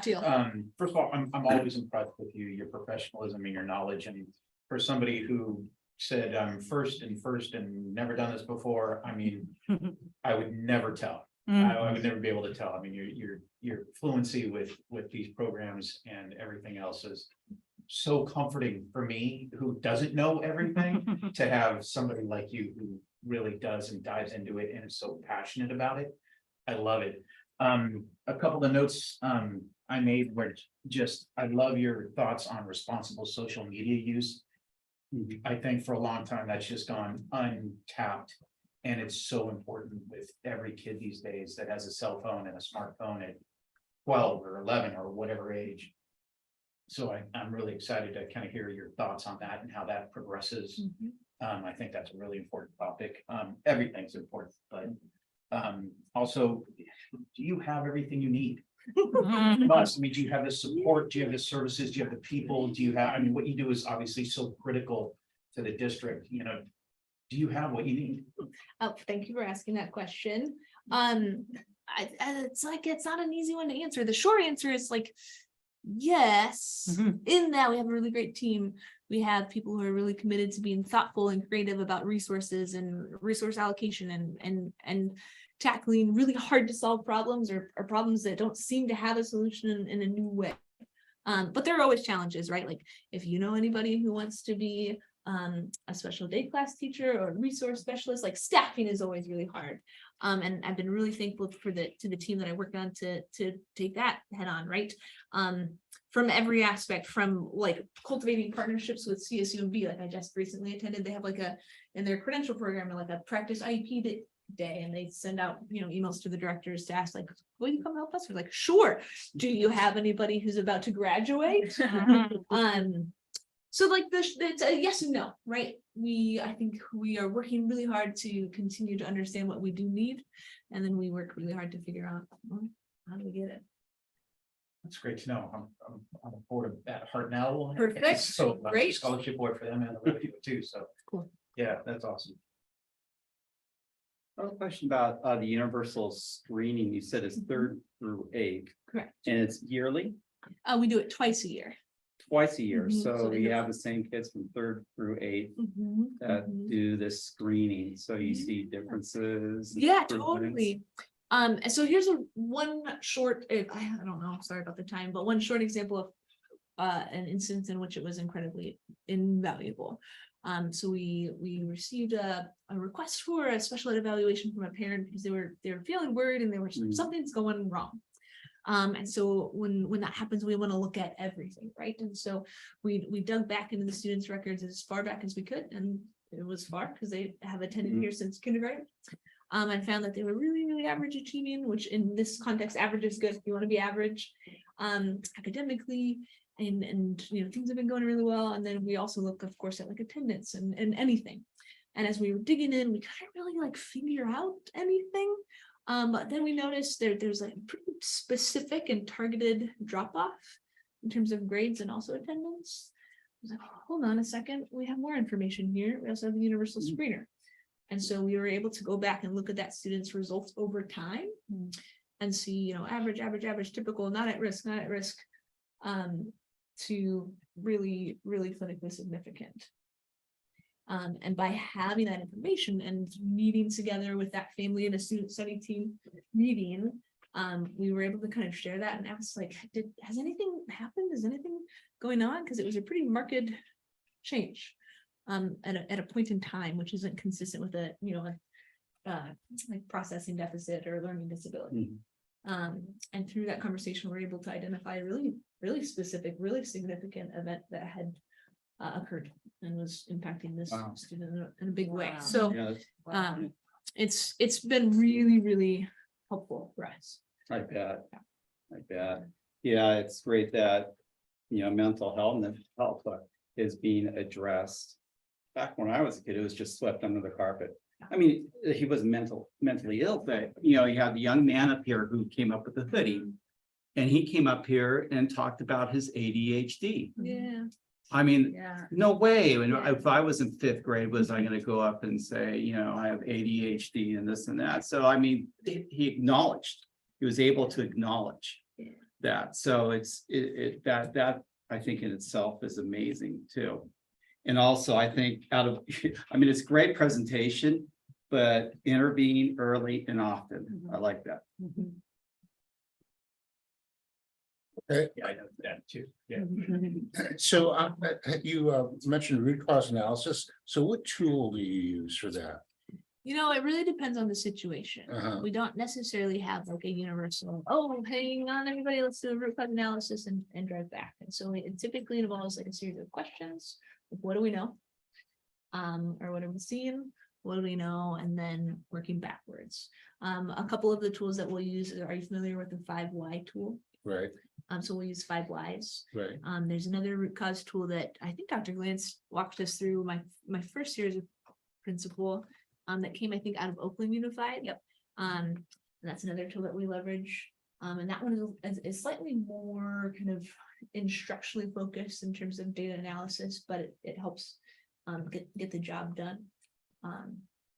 But I've also, with student services staff, I'll tell you, in our staff meetings, we've recently started doing a new thing called like 5-minute PD or change my mind. And we kind of go through the process of root cause analysis to say like, well, this is, I'll make like a bold statement that is slightly outlandish. And then say, all right, change my mind. And then give folks time to think and collaborate and ask, do some of that root cause analysis. Well, why do they think that? Why are they saying that? Why have they chosen that position? And then Right, that's the 5 whys, right? okay. Okay, and then the next question I had is, can you tell us about the response team, how that's doing? Which team? The mobile behavior inclusion team? Is that what it's called now? It was a group that was supposed to respond to a site if there was a special problem, drop all your work and go right now. Yeah, I think what you're asking about is the mobile behavior inclusion. Okay. Which Carlo and Mark Lewis and some other partners have really kind of continued that work over the last few years. Right. It has been extraordinary work. I think that it's been really needed work. And I think we've seen, as in all parts of education, needs change. And so we're trying to really understand that and be really responsive to that. So there's been aspects of the mobile behavior inclusion team that have been hard, particularly the mobile part.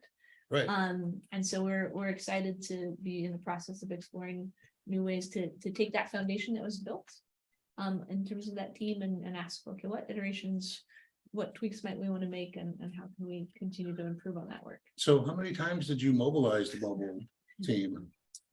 Oh yeah. I mean, it's hard to explain because really what ended up happening was, Mr. Urbano, Carlo did a great job of kind of being the lead and helping to continue to support staff in accessing the team. So if there was a referral, if he would kind of triage that and then assign it out to different staff members. And so really they kind of ultimately this last year took more of like a divide and conquer approach with centralized case management and progress monitoring to make sure like, okay, this is how this is going and this is how this is doing. But in terms of kind of thinking about next year, thinking more through, okay, the mobile part was hard, the centralized case management, streamlined referral process, progress monitoring, all of that should continue and stay. But what kind of adjustments can we make to support sites so that there doesn't have to be like, okay, stop what you're doing, everybody go here, to really cut down on the need for that. So once a week, once a month? It really depends on this. Okay. The situation. So my next question was attendance. So do you have a plan to reduce the truancy and increase the attendance? Because what is it, 90% now? It's in terms of it, no, it's District wide, we're about Yeah. 91%. Yeah. Yeah. We will have a plan because we have to. But one really specific plan that we've taken, I think it's in the principal's handbook. You're going to see it if you haven't seen it already. Is really getting to that root cause piece of like, why are you not coming to school? There's a new screener tool that our counselors have been trained on to use. It's called the School Avoidance Rating Scale. And there's a form that students can fill out. There's a form that school staff fill out, and there's a form that parents can fill out. And so that is another layer that we're adding to really do some of that root cause of not just saying like, hey, you're not coming to school, you got to come to school, you're in trouble. And saying like, hey, seems like it's been tough to get to school. How can we work together on this? So that's one thing that we're doing. Another thing that we're doing is we've set aside some time in the fall when we come back together as an administrative team and when our counselors are back to dive into I wouldn't say it's a new plan, but making sure that our process is communicated, that we're intervening early and often. So you'll see the reference there to the school attendance review team, making sure that we have those meetings regularly, making sure that we're not just sending out attendance letters to families automatically when they've met the certain threshold, but we're looking at the list every week and saying, okay, who hasn't been here? Who's been absent? What's going on? What do I know about what's happening in their life? Working with their teacher to engage or re-engage those students and figure out how we can partner with them or partner with their parents to get them to school and really ask, why weren't you here in the first place? So you think that'll get us like 5% or so more? Well, I like to be optimistic. Okay, so Six Sigma might be a way to help you on that part. If you just eliminate list all the reasons why people don't show up and then try to eliminate the top one and then the next one. And then- okay, so there's that. I just want to be able to answer the question fully because we do really care that students are coming to school. Right. And when we do, basically what you're suggesting is the strategy, so we're finding some students, school doesn't fit for them right now. And we've had an influx to Opal Cliffs. So Right. we are increasing our attendance by saying that doesn't fit for you right Right. now. We have something else for you that. Yeah, and so once you identify like, okay, 50% have this reason, okay, let's eliminate that reason. All right, so the last one was SIP, I thought was federal money. I mean, I remember on the site console, we had SIP dollars. Oh, no, that's way back in. Different sips. So we lost that money? Yeah, that went away. That's old money. 10 years ago. Showing your age there. Yeah, that's bad news. But the good news is that that little sip button in the Yeah. presentation is a link and you can read more about the project. Yeah, I saw that. Right now. I know. But was there a jot form in there? Okay, I'm done. Not this time. Can I ask a question if that's okay to hop around? First of all, I really appreciate the presentation. I, of course, appreciate that the focus is on how the students are doing, how the children are doing. But I want to ask how your team is doing, how your staff is doing. We have heard from the student services team in the past and know that you guys do incredibly deep and heavy lifts for our kids and their families. And I'm just wondering, I appreciate hearing about your staff meeting and some of the tools and techniques you use, but I'm just curious, how's the team? Gosh, thank you for asking that question. I would like to come back in the fall and have more of them here with me. So that you don't have to listen to me talk anymore, you can listen to them. Here's what I'll say is our staff is really incredible. They're really hardworking. Every Monday I send out a check-in form to all staff. It's like totally optional. Just to say, hey, how's your week going? What do you need? There's a couple of multiple choice, like, my week's going great. Thanks for asking. Or like, I'm feeling overwhelmed, but I have what I need. Or another option. And we've just embedded in our practice, no matter what, like as stressed out as you might get or as busy as you might get, following up. Anybody who does submit a response, like following up individually with them and saying, hey, like, thanks. If their check-in was like, I'm doing great, like, cool, but you're gonna let me know if it changes, right? And so really trying to embed different avenues by which you foster that connection, because it's really easy to get so busy and so overwhelmed that you skip that part. And so I would say that I wish I had the data with me, because it is a form. And so I want to say like 60% of responses are typically like feeling pretty overwhelmed, but I have what I need. And that's really important. Our staff do a really great job of collaborating. I'm really proud of the way that they reach out to each other. I think one thing that's always been really important to me in terms of leadership is to foster an environment where staff feel like intellectually, psychologically, and professionally safe to say like, I'm having a hard time. Because some of the work that they do is really, really hard and really heavy sometimes. And so we've been really intentional in trying to build some structures into our routines to make sure that we're taking care of each other too. And so those staff meetings have been a big part of it and a really intentional point of connection to say, hey, how's it going? Or saying, hey, we're gonna get together after our staff meeting and just spend time together and not at work. Stuff like that. So thanks for asking. Thank you for the answer. Any other questions? This might be a little naive, but are you also kind of like check in with the staff, like kind of this field, but with the staff? Is that also something you do? I'm not sure I understand the question. Do you mean, like, are the children well? Like, do you kind of, are you, it's got to start, you have like to the do that, mental right? health of the staff, like Absolutely. they check in with you as well? Yeah. Oh, wow. Yeah, I mean, it's really, it looks different, right? Depending on the situation, but I think rapport is really important. Relationship is really important, so that, and staff, hopefully they would tell you, and this is like a good test. Ask somebody who works in student services if they feel their mental health is prioritized. I asked them recently. Scott thankfully gave me permission to send out a survey just to say like, hey, asked I think 7 questions, and they were all around like, do you feel connected to your colleagues? Do you feel like your mental health and physical health are prioritized? just some questions like that to give me an idea as a leader of like, how am I doing? Are we doing okay as a team? Do we need to make a change? How can we support each other while we do this really hard work? Yeah, so you have to model that, right? If I'm hoping that our student services department is continually asking the question of like, how are the children? Are they well? I need to ask, and we need to ask of each other, like, how are the staff? Are they well? Yeah. And make sure that we're doing that as well. Right. So can I follow up? Doesn't our insurance have a wellness program for employees that want that kind of help? Okay, just wanted to make sure. Well, I learned a lot, so thank you so much. It's just wonderful, all your plans and all the stuff you're doing, and I can tell just the feeling is good with team. Good team. It's a good Yeah, one. yeah. If we don't have any other questions from the board, if we have anyone in the audience wants to ask any questions, make any comments, no pressure, but yes. Of course I do. I don't remember what I wanted to say. Can you come up here? Do I have to, can I talk louder? We're trying to record. No, Can we- it's okay. You're good. Yeah. No. I want to say that, I come to today, I came to support my students and I'm like, oh, Carlo, and let's hear what I can.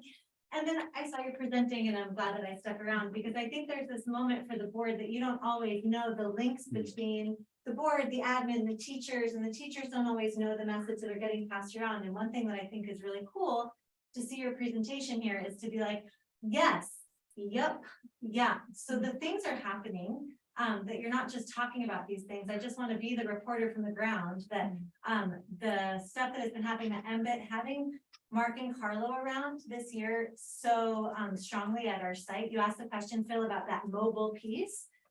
They've been really, especially Mark has been stationed and we've needed, I can't see a way now forward without having that kind of extra support. I think the 3 years of the pandemic uprooted all of the things that have always been in existence, but really spotlighted them. So for the elementary and the middle school, it's been really challenging to be able to be the general ed teacher and really support the students the way that they absolutely need to be supported. And so when I saw those things like, intervene often and early and the PBIS, and I think that there's places that we definitely would hope. You said, do you have everything that you need? And I loved your response because that is something that we worry about, is not having the qualifications and the credentials for those positions because they're so important. Those counseling programs coming in once a month, that's been so awesome. And that ease with which you talked about my student speaking to his ADHD, that same kind of conversational ease is happening when the counselors come in. And the fact now that it's like K-8 that could be happening, it's just continuing to build that conversation and put it on the forefront so that things can be normalized. And then at the middle school, the Stop the Bullying, that anonymous website that I just wanted to mention, my son was involved.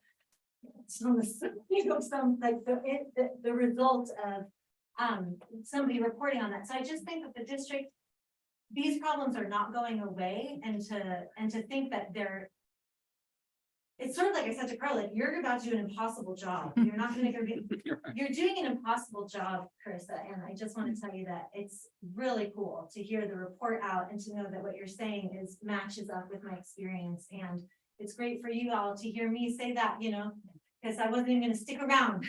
So, but all those cracks though, where you're like, I hope that is something that we continue to brainstorm as this team, because you guys have prioritized it. You keep walking your walk and you're not making it all go away. We can't take the first problem, Phil, and just get rid of the problem if kids aren't coming because they have I wish we could eliminate it.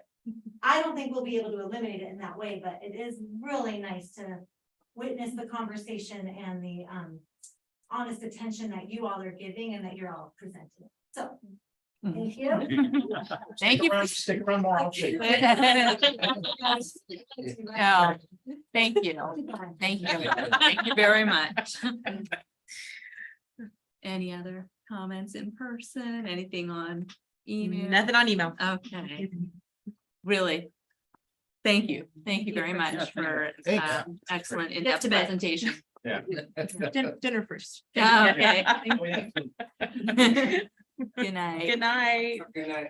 Good night. Take care. Craig asked me to bring his laptop. He left here. So. Oh, he might need that. Yeah. You guys have a great evening. Does it need to be up to the gardens or you're just getting it right to him? Oh, perfect. I was gonna say, I can get it to him in the morning, but you got it. Yeah. Yeah, you too. All right, thank you. Just take a breath after that. Can we shut the door? Yeah, my nose is cold. Are you at that point where we're a little cold? Yeah. Are you okay to take the steps? Okay. A little stretch out. Oh, I forgot. Okay. I'll see you back in Do you want to take a quick recess for that, Ted, or No, you guys or we can keep moving? Okay, sounds good. I'll shout it out. All right, no reset, no reset. We keep going, we keep going. All right, well, with that, we're gonna go on to our LCAP bite. Okay, please and thank you. All right, well, first, I just really appreciate Chris's presentation. I don't appreciate going after her.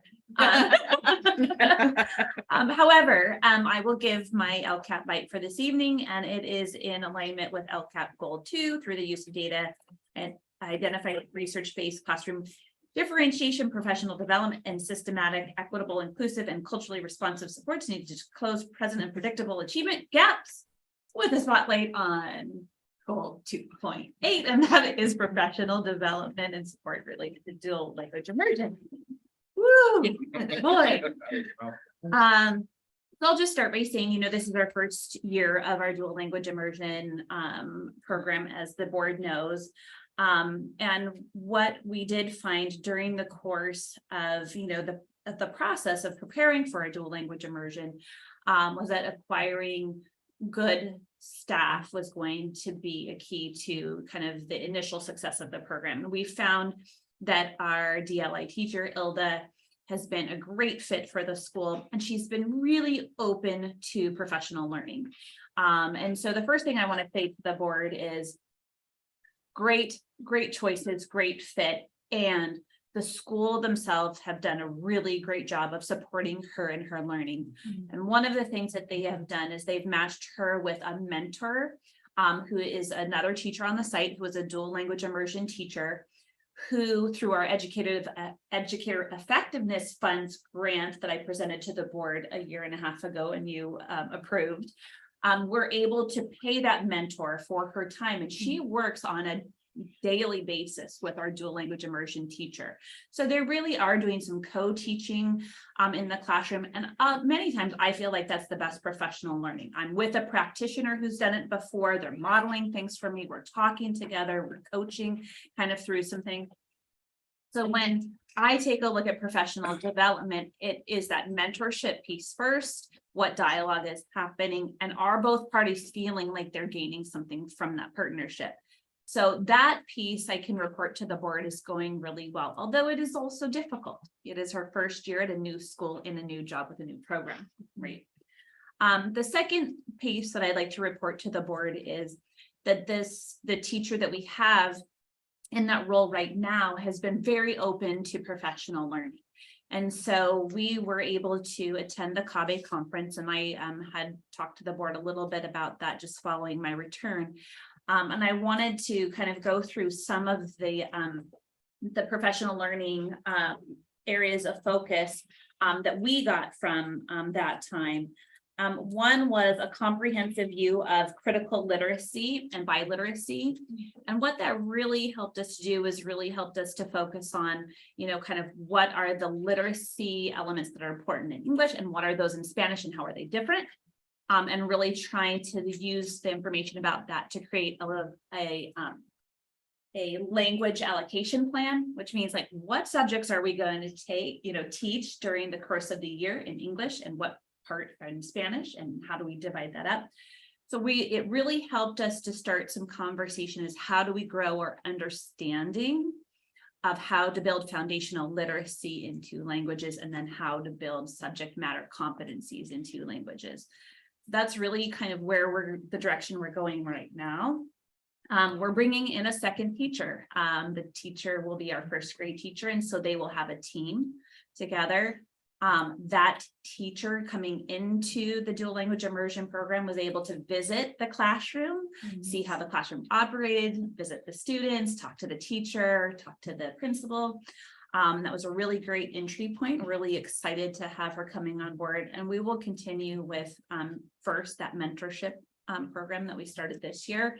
But we'll also be building in more school visits. So our current kindergarten DLI teacher went to visit other schools this past year. We'll visit more schools with both teachers in the coming year. We're also going to be partnering with NABE, and that's the National Association for Bilingual Education. So CABE is what we just did, and we gained a lot of information there. NABE is the national organization. What NABE can do for us is different. They have a global perspective on language and biliteracy. And so they have more offerings.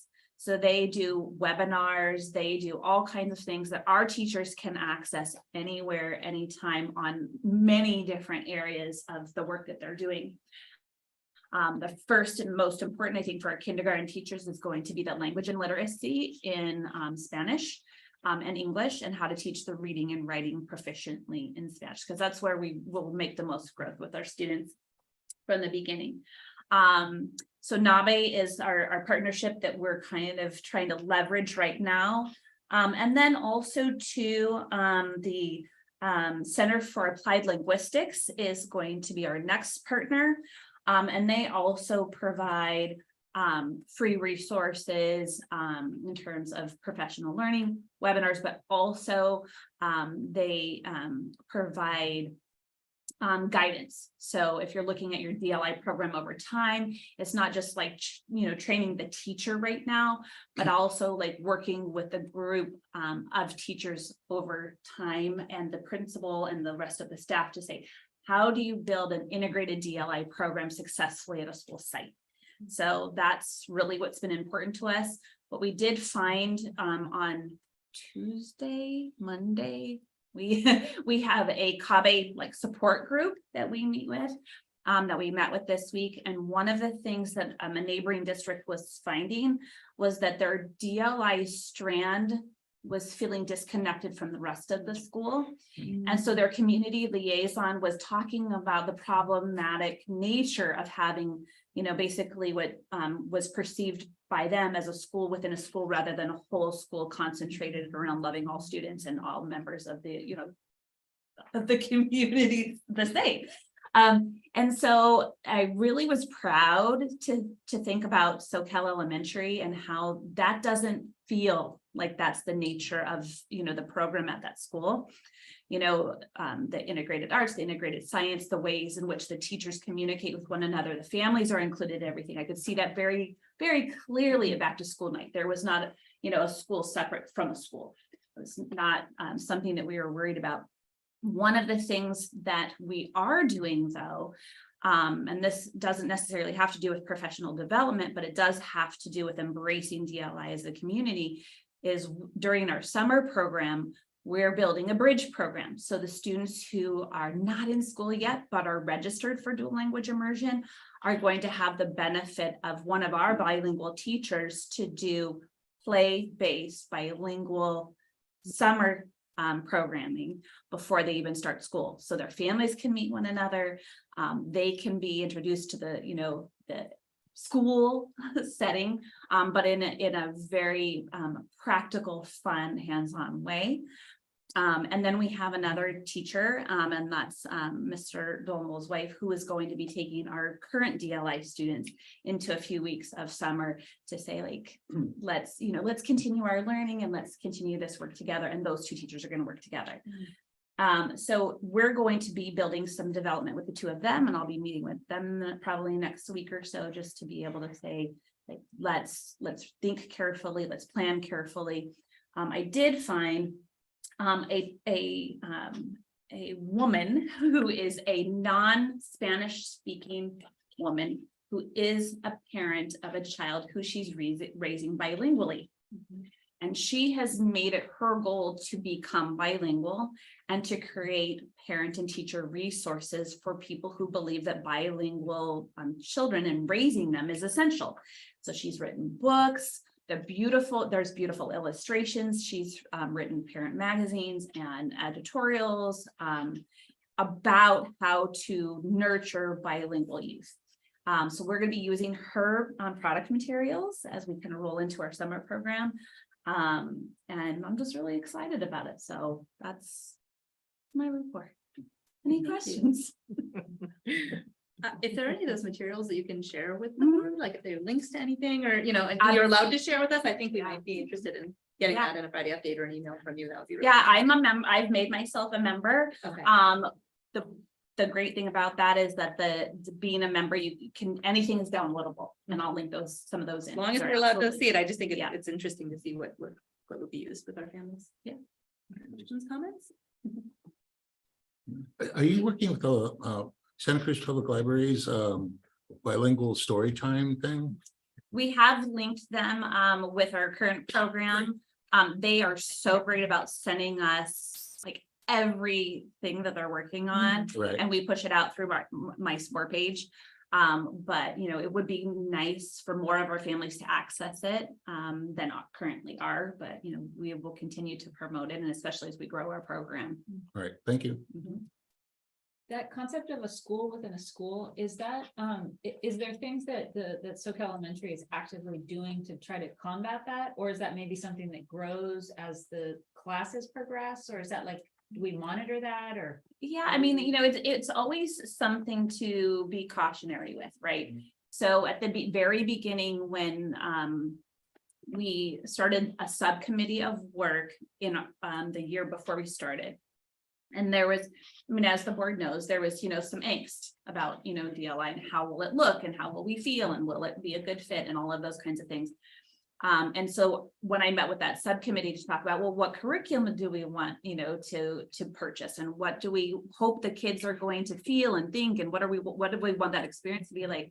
Most of what they talked about was we want everyone to feel inclusive or included, and we want for there to be no barriers, right? We want to have access to everything for everybody, and all of the things that have been important to SoCal Elementary, like art and like music and like garden and all of those kinds of things, cannot be omitted from whatever this is. And they grew from there to say, like, well, what kinds of experiences do we want the adults to have?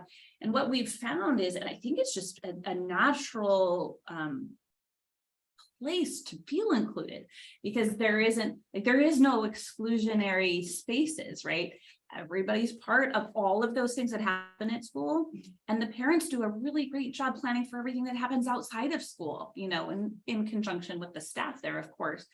But I will honestly say, when I go to the school, all of the kids are having fun together. When I see parents come, all of the parents are having fun together. And there may be, you know, some, you know, mitigating issues, but by and large, our biggest worry is not the worry that we thought, you know, we were going to have to guard against. Any other questions or comments? Okay, thank you so much for the bite. The good chunk. We don't have anyone here in person to make any comments or ask any questions. Anything on email? Nothing on email. Okay. I think one of these days I'm gonna go to like and just Yeah. Put in email another board. Yeah. Just so they have. I guess that a lot of boards don't actually do the email comment process. Yeah. So Yeah. we're, you know, keeping our options open for folks, for all of our 5s of YouTube viewers. That's ambitious, isn't it?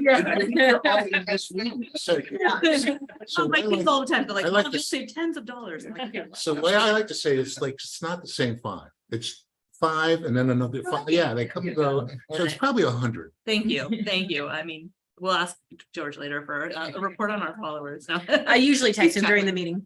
Yeah, what number are we up to? All right, well, thank you.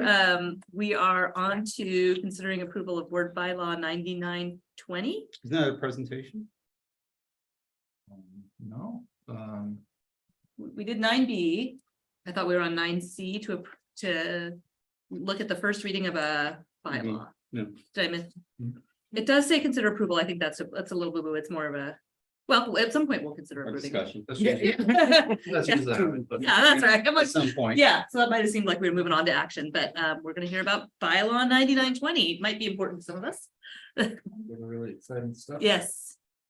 So this board bylaw governs board elections. And there's just two major changes. One, in the major change is that in the middle of the policy, we catch up to what we're actually doing, and that is trustee area elections. And so that's updating that language under election process and procedures. And everything else is just a move that you will see in other board policies as we go, from gender-based language to gender-neutral language. That's what, under board member qualifications in the first sentence, you have the person, why didn't you just say they? That is the recommendation from CSBA. Okay.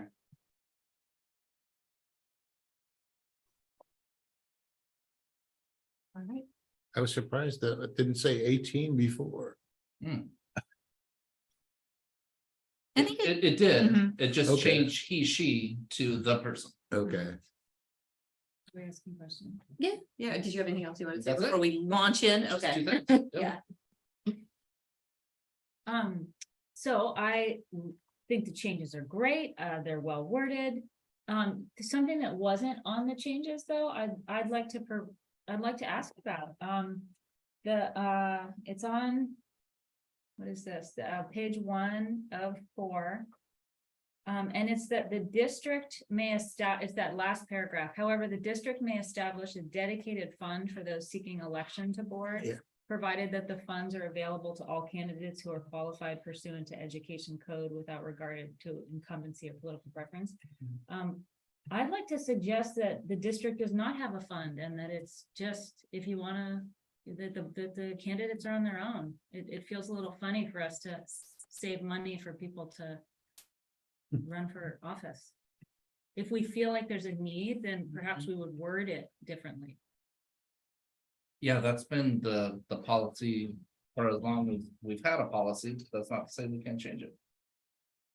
I think the See, the keyword keyword is is may. may, not shall. Yeah, we have learned about may and shall. So we have the option of doing it, but Right. in the district history, I don't think the district Never has done a practice. ever done that. Right.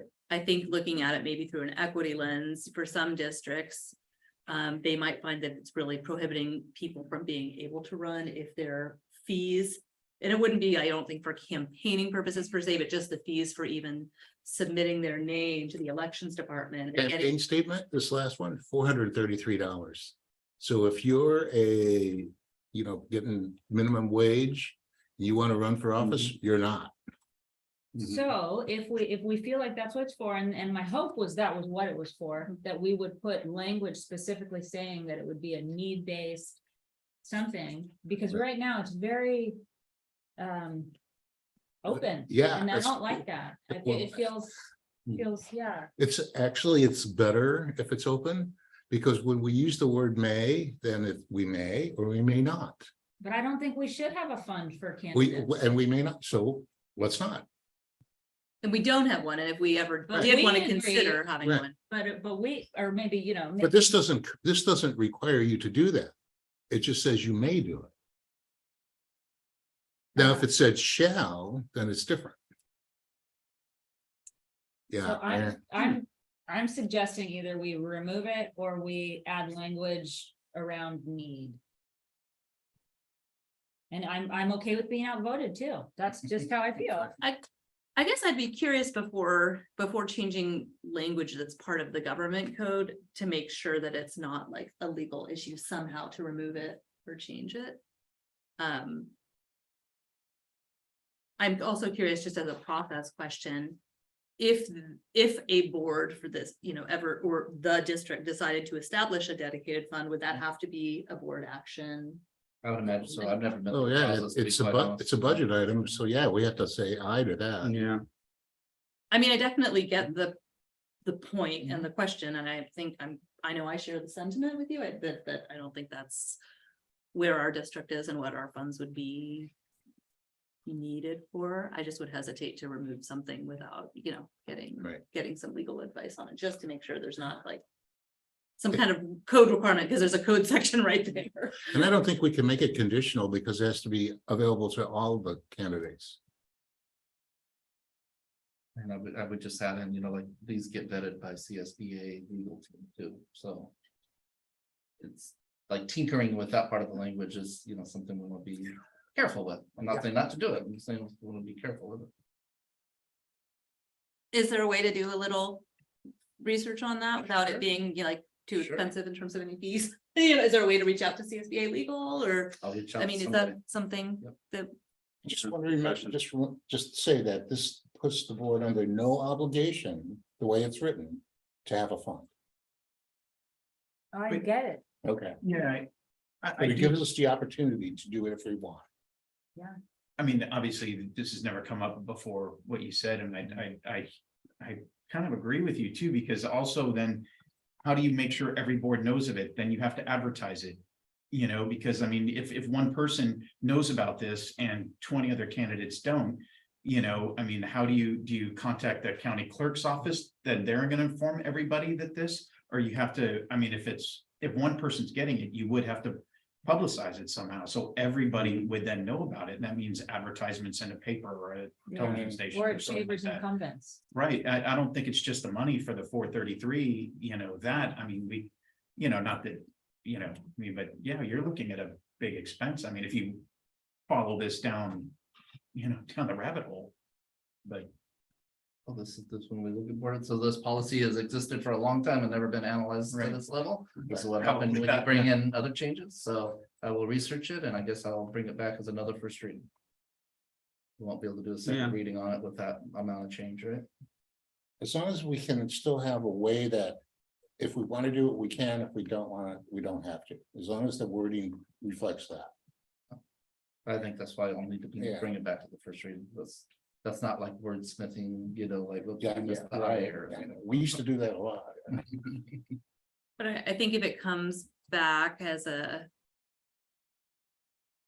discussion, again, if it comes back again as a second reading without an action item. Does it then potentially go into consent for the next approval, or I can't remember. Uh-oh, it's after 9. Oh, no, it's not after 9 o'clock. I can't use that excuse for my brain being tired. It's really close. Yeah, okay. Yes, however, we need to see it back again, but it sounds like a question that needs a little investigating and yeah, and then along that line on the next page is just statement of qualifications, number 2, whether the district or the candidate is to pay for the publication, just that there's a little bit of connector language we'd have to check is all. Thanks. Yeah, and it might maybe require a reach out to the contact we have at the county clerk's office. I mean, it would be interesting, I think, to know if there are any other districts that they deal with who have a district that actually pays for this. I'd be curious if I'm sorry, we're asking for more, asking for more, but it's great for us to be able to make a really informed analysis. Trying to think and how I decision. could have done a better job Yeah. of getting this conversation, so that we didn't have to come back for a third reading. I'm always embarrassed when I have to go for a third reading, right? And this is gonna be ultimately a third reading. This is, yeah, but this is. I think this is meatier than, like, sometimes we do, we need to change, this word when it comes back to the consent. But this is pretty meaty, and so I think we'll It need to is, do this again at the next board meeting and then bring it for a second reading in June. And So then I mean, I'm just thinking this, and then you potentially open yourself up for a lawsuit, because if somebody has access to these funds and you don't tell. If person A uses the funds and person B says, I never knew about that, and, can they sue us for discrimination or somehow not? Well, you just write them a check What? after. I think it's Some people. I think yeah. it's covered under that, So you want it, yeah. I guess, yeah. under the statement of Statement of qualifications part that Callie just raised, under the statement of qualifications, that's talking about that basically the superintendent has to give this official notice to the elections department saying this, and then that's, they're the ones who make it available to everyone who's coming in and applying, Right. throwing their hat in, they're gonna get that notice saying That it's all what paid offices for. are open and whether a district is paying for their statement of And qualifications. is there a qualification? Do we pay for, if one person asks, do we just pay them all? Or do we then have a board meeting on, okay, person A, they'll get the funds, person B doesn't get the funds for whatever reason? Well, they don't want it. well, everybody's gonna want it. Who wants to shell out I $500? I think all means all in this case, but it's got, no one would, you would never know that we were gonna ask these questions. This is what Yeah, happens. right. This is what happens when you bring things to the board, is we're gonna ask some really interesting questions that we haven't discussed before. I'll tell you the weird. Just a matter of pride. No, Third I won't reading accept is- that. third reading is So up. That, To Robert's, call it 2.5. to Robert's question, so if they don't know ahead of time, they go down there and go $400, no statement for me. What do you mean I could have had a statement? Too late now, can't put it. Exactly. Yeah. And it's more if you want it in Spanish too, if I recall. Right, but if you Yeah. don't do it So- when you sign the book, then you can't anymore. Right, right, can't but it come wasn't back just again. the 400 for the, Right. that's just the one in English, and then it's another 130 or 180 or Whatever, something like that. depends on how many voters there are. Well, no, just to get it in Spanish. Right, right. Because you want, it, yeah. Yeah, I think the long and the short of it is that there, a lot of times in the policies, there's options, right? And so there's probably an option, I'm sure there's an option where it just says the district will never pick up any cost of it. So the trick with this that I need to get, better in sync with the board in is like we bring certain changes, like these are the recommended changes. This other stuff has existed for years and years and years, Right. right? And so, but then it leads to like another question about, items that weren't recommended for change this time, right? And so just got to think through how I can do a better job with that, but bring it back next time. Yeah, the whole thing with the government or the ed code, it just takes you back to if you're an employee of the district, you are to resign, so there's nothing there about the fund, so they probably didn't use the right ed code.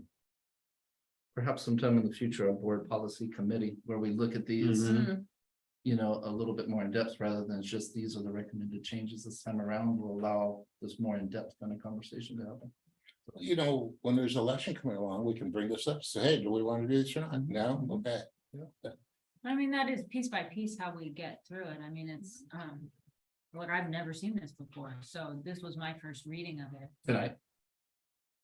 Well, yeah, this docket was the first time I'd seen this board thing, or this, yeah. Yeah, it was mine too. Yeah, and the Tonight, changes yeah. were great, but it was just this other part that caught my attention that. And I didn't just seem never right. really, I just slid past it, Yeah, so it's good, it kind of makes Yeah, it just better. I took it as together. something different, but Yeah, yeah, I was the good same way. question. Like when I read through this, 2 days ago, I never even, You can always ask questions if you come across them. I was just the person and not they, that's like. You don't sweat it, it's the journey. Yeah. That's exactly right. Sorry, That's exactly right. Oh, no, this is my own personal critique of myself, so it has nothing to do with you. It's in all the years I've been on the board, we dig through policies sometimes, and sometimes we just have really, unique questions that haven't come up before. And I know, I mean, when possible, and we have the question ahead of time, I know we try to ask you so that you can be better prepared at the meeting. And sometimes I know I have certainly had the times when something really strikes me in a meeting and I want to bring it up. So I think we're all really doing our due diligence and, trying to. Let's have a policy study. Yeah, we can have, it was really No, fascinating, not to actually, get, yeah, not to, did that, went through all the but back in, I policies. think, was it 2018? And when you look at the policies at the date that almost all of these were most recently updated. Yeah. I mean, and you were there too, Yeah. right? Yeah, Right? yeah, I mean, yeah. literally digging yeah. through. It was a lot of work for everyone, but it is really fascinating. I think we Next said, time we got to do 3 every meeting. I think it was some screwy thing. like Well, that. but we also, I mean, there was a committee and we Yeah. had Yeah. at least a full day, and I know there've Yeah. been Yeah. tons of Yeah. I prep work remember by the that. staff, tons of prep work, because I mean, that was a huge accomplishment for Scott. We really had let a lot of the policies fall, without being reviewed, so. That stack was like, Yeah, it was the entire board policy printed, yeah. Yeah. and we each took our division and went policy by policy, AR by AR, attachment, Yep. just Yeah, and read them back to back. well, I remember It was- having those binders. Yeah. Yeah. They're like a coffee table. Yeah. So big. So, with that, are we comfortable Yeah. moving on My and, next- all right, if I'll reach out to anybody. Onto our action items, just a few resolutions. They're all awesome and important, but let's. They're all fantastic, but let's start with considering the adoption of the resolution proclaiming May 8th through 26th for flying the rainbow flag and honoring Harvey Milk Day. Yeah, so flying the rainbow flag is something that our schools have participated in the last couple of years with other districts in our county. And so this really kind of just brings a little bit more backing to it. Asking for the board to consider passing the resolution for both items. Kind of combination is honoring Harvey Milk Day, which is on May 22nd, and as such, as a way to honor that day, to fly the rainbow flag for the next 3 weeks, for the last 3 weeks of the school year. Many districts across the county will be doing it. The COE kind of does a little hoopla around it and sends out a little media package and a video about it. So if the board approves it, we can feel in sync supporting that part of our community. How do you fly the flag? I mean, you have the American flag, the California Yeah, flag, goes right and up it's on just the right flag. below that? Yep. Okay. So we'd still have the other flag. Yeah. Yeah. Oh, yeah. Not in lieu of. Thought it was great hearing the our SEA report also noticed some of our resolution in our consent agenda. We had the important resolution about mental health awareness and knowing that we have SEA's support on these resolutions is really meaningful. So I don't have any questions or comments. Anyone else? Okay. Do I have a motion to adopt? I'll move. Do I have a second? I'll second. Okay. All right. We don't have anyone here for any public comment before we take a vote. So no one in person, any emails on this one? No one on email. Oh, Can I ask a question about this? And this is just, you know, like one of the things that, you know, and I'm a live and let live, but sometimes I feel like our, you know, and I don't think this is necessarily represented by a flag, anything like that, but I mean, I've always kind of been against the idea of sexualizing elementary schools, you know, and I'm not sure. And that's why I'm new to this position, and you know, I'm very conscious of a lot of things going on right now in society and what's happening, and you know, and I have no problems with any community or any people or anything like that. I sometimes feel like we're I don't know, somehow sexualizing our kids, and you know, in elementary school seems very young to put any labels on anybody of that age, you know, and I agree with everything that's going on, and I want every kid to have the freedom to be whoever and whatever they want to be. I sometimes feel like we're, you know, I don't know, just endorsing the sexualization of kids, because that's what I feel a lot of this is, you know, lesbian, bi, you know, gay, and you know, you know, I just want to make sure we're not, I don't know, fostering labels at such a young age with elementary schools. And I agree, you know, high school, I think is a totally different subject for me. And I think elementary schools and things like that it's almost like we're, you know, we're saying, here's your label, you know, you're LGBTQ, or you're this, or you're that, or something else. And I agree, it's okay to be anything they want, but I don't, you know, and maybe I'm way off base on this, you guys. I've always felt that it's just, I'm not understanding sometimes the need to label 6-year-olds and 7, you know, 8, 9, 10-year-olds, you know, whether they're LGBTQ or straight or whatever they might be, you know. And I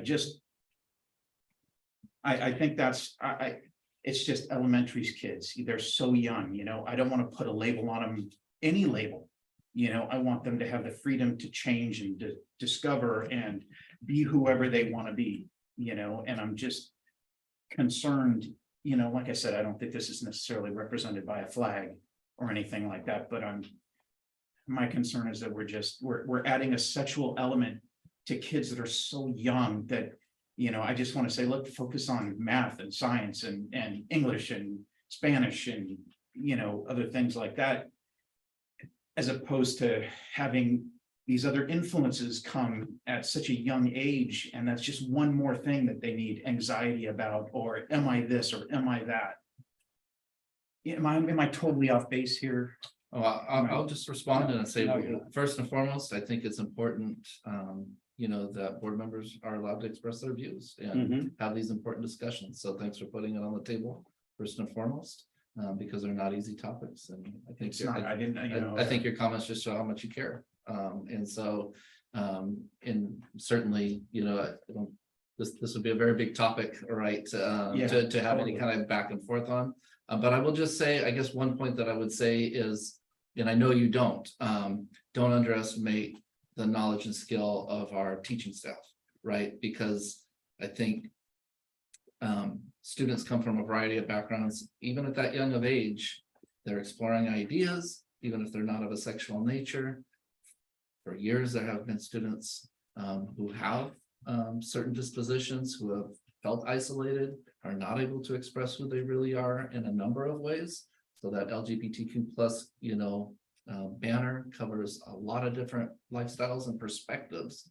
And all it's saying is that we welcome all students, regardless of background, regardless of disposition.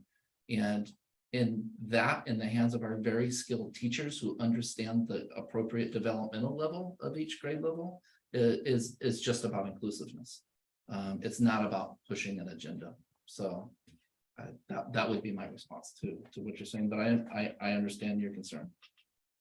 I appreciate your comments very much, because it's a hard topic to even talk about and everything, and you love everybody, you want every kid to be whatever they want to be, I just don't want to make sex for elementary schools, I don't know, that's just tough for me to, they've got so much else on their mind, and we just sat through a great presentation about mental health and everything else, and now we're saying, gosh, you're 10 years old, decide if you're, this or that, or whatever that, and those are big topics that a 10-year-old shouldn't even have to, I don't know. So something you just said, like, I think is a big leap, right? From flying the flag to saying we accept all students regardless of their background is a pretty big leap from, I forget exactly how you said it, but having a student decide, said something about having a student decide on their sexuality or pushing that question or pushing that agenda. That's not what's happening. If you walked into a kindergarten class at a school, at one of our schools where the rainbow flag was being flown, that kind of conversation isn't happening.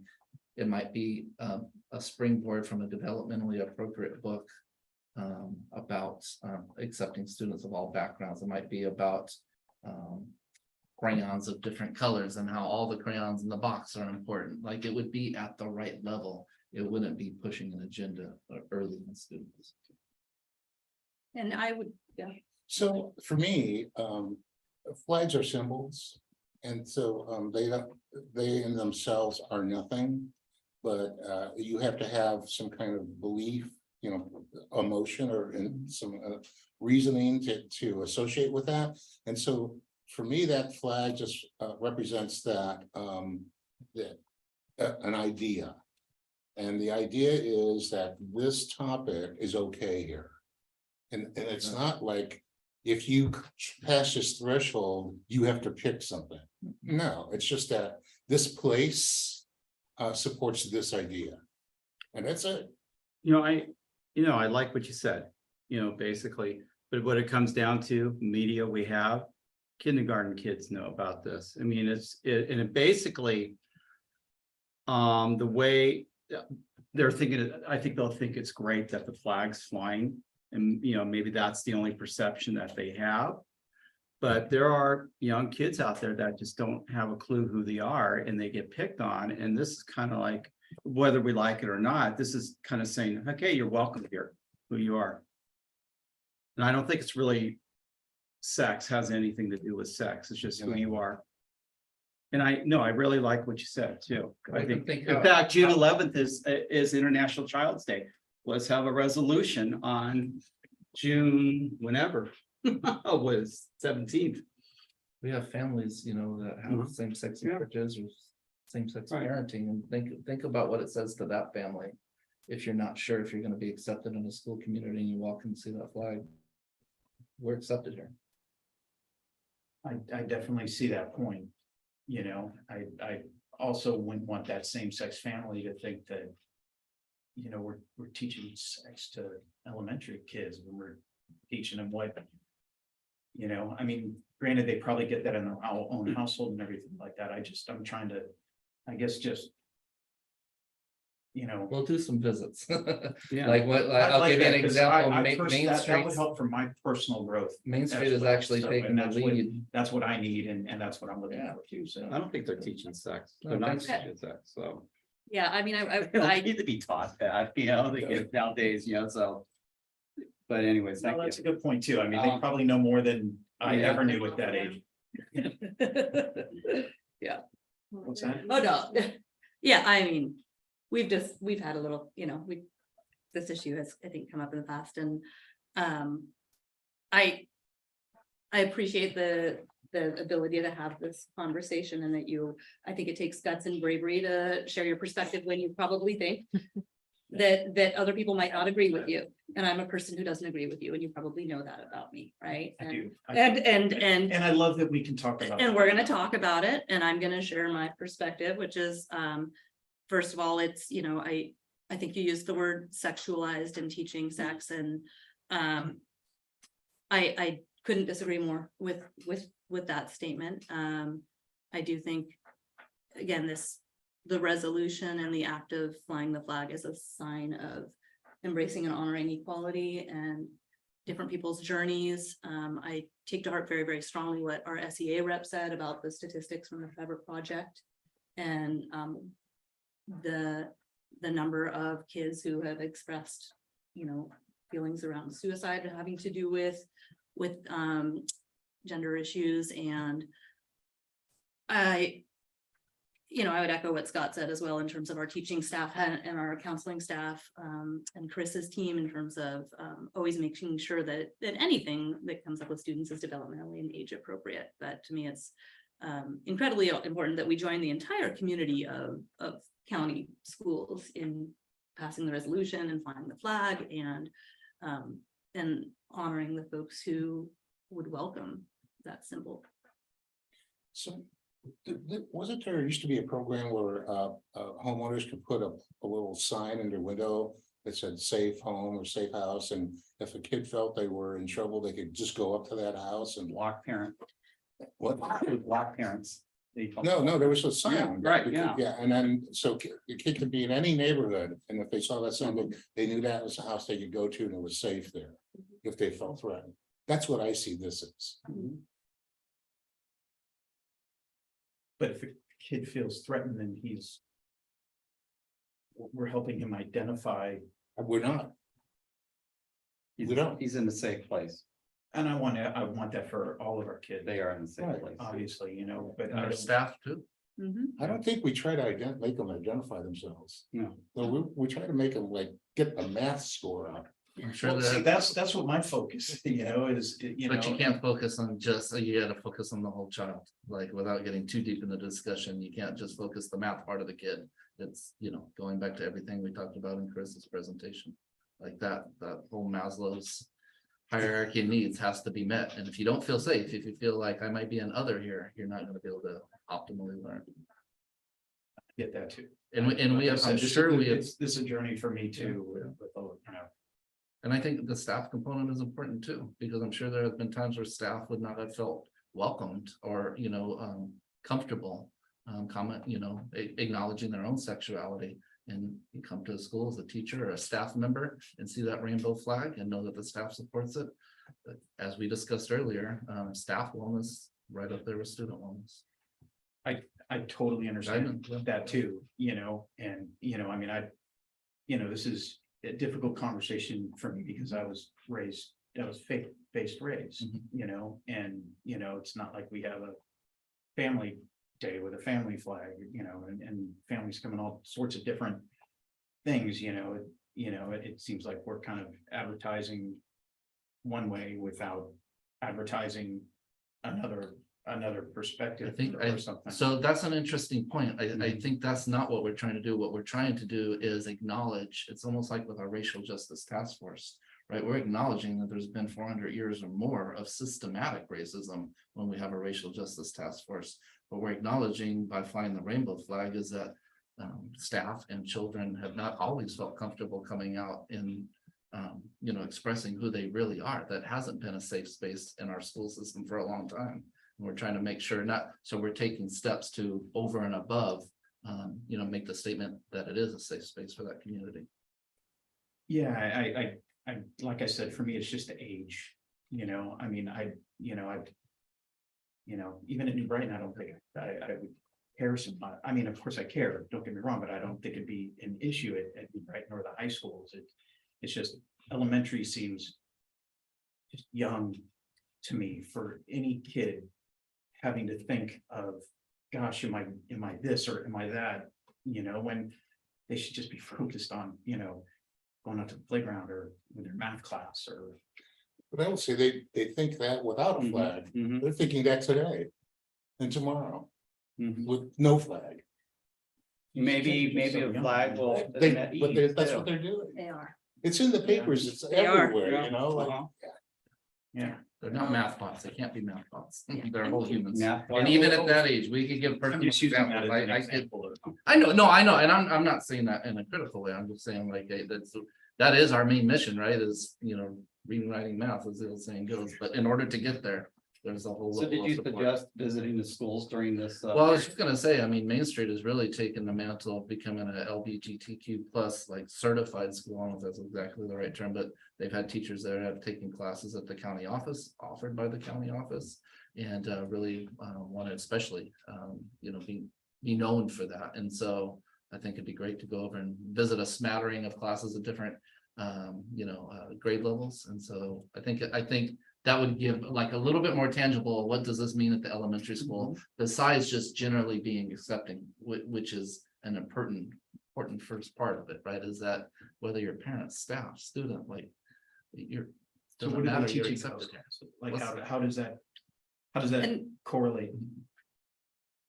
Feel like we're getting Yeah. kind of far Yes, from yes. the resolution and the flag. Like, I mean, I know you talked about the program at Main Street, and if we can answer that Yes. quickly, but I'm also being, Let's make because some- it's my let's make some job. visits. because it's my This is a job, big I want to be topic. mindful of the fact that it's 9:10 and we have a long list of action items. Is that 100%. something we can agree to? Felt like Circle back on. impossible not to comment and impossible to just leave it hanging too. So I feel the let's same way. go visit. Yeah, that works for me. And I know Jessica was trying to get a word in, and I want to honor that as well. And I really don't want to make this last any longer, but I do think it's important to recognize, I've worked in 4 school districts. And we do have students in my time in schools, and it's been a long time, a very long time. Who we have many gender markers that are in our body chemistry, not just ones that you can see. And we have kindergartners who come into our schools that are not gender that they are assigned on paper. And we have to be real about that.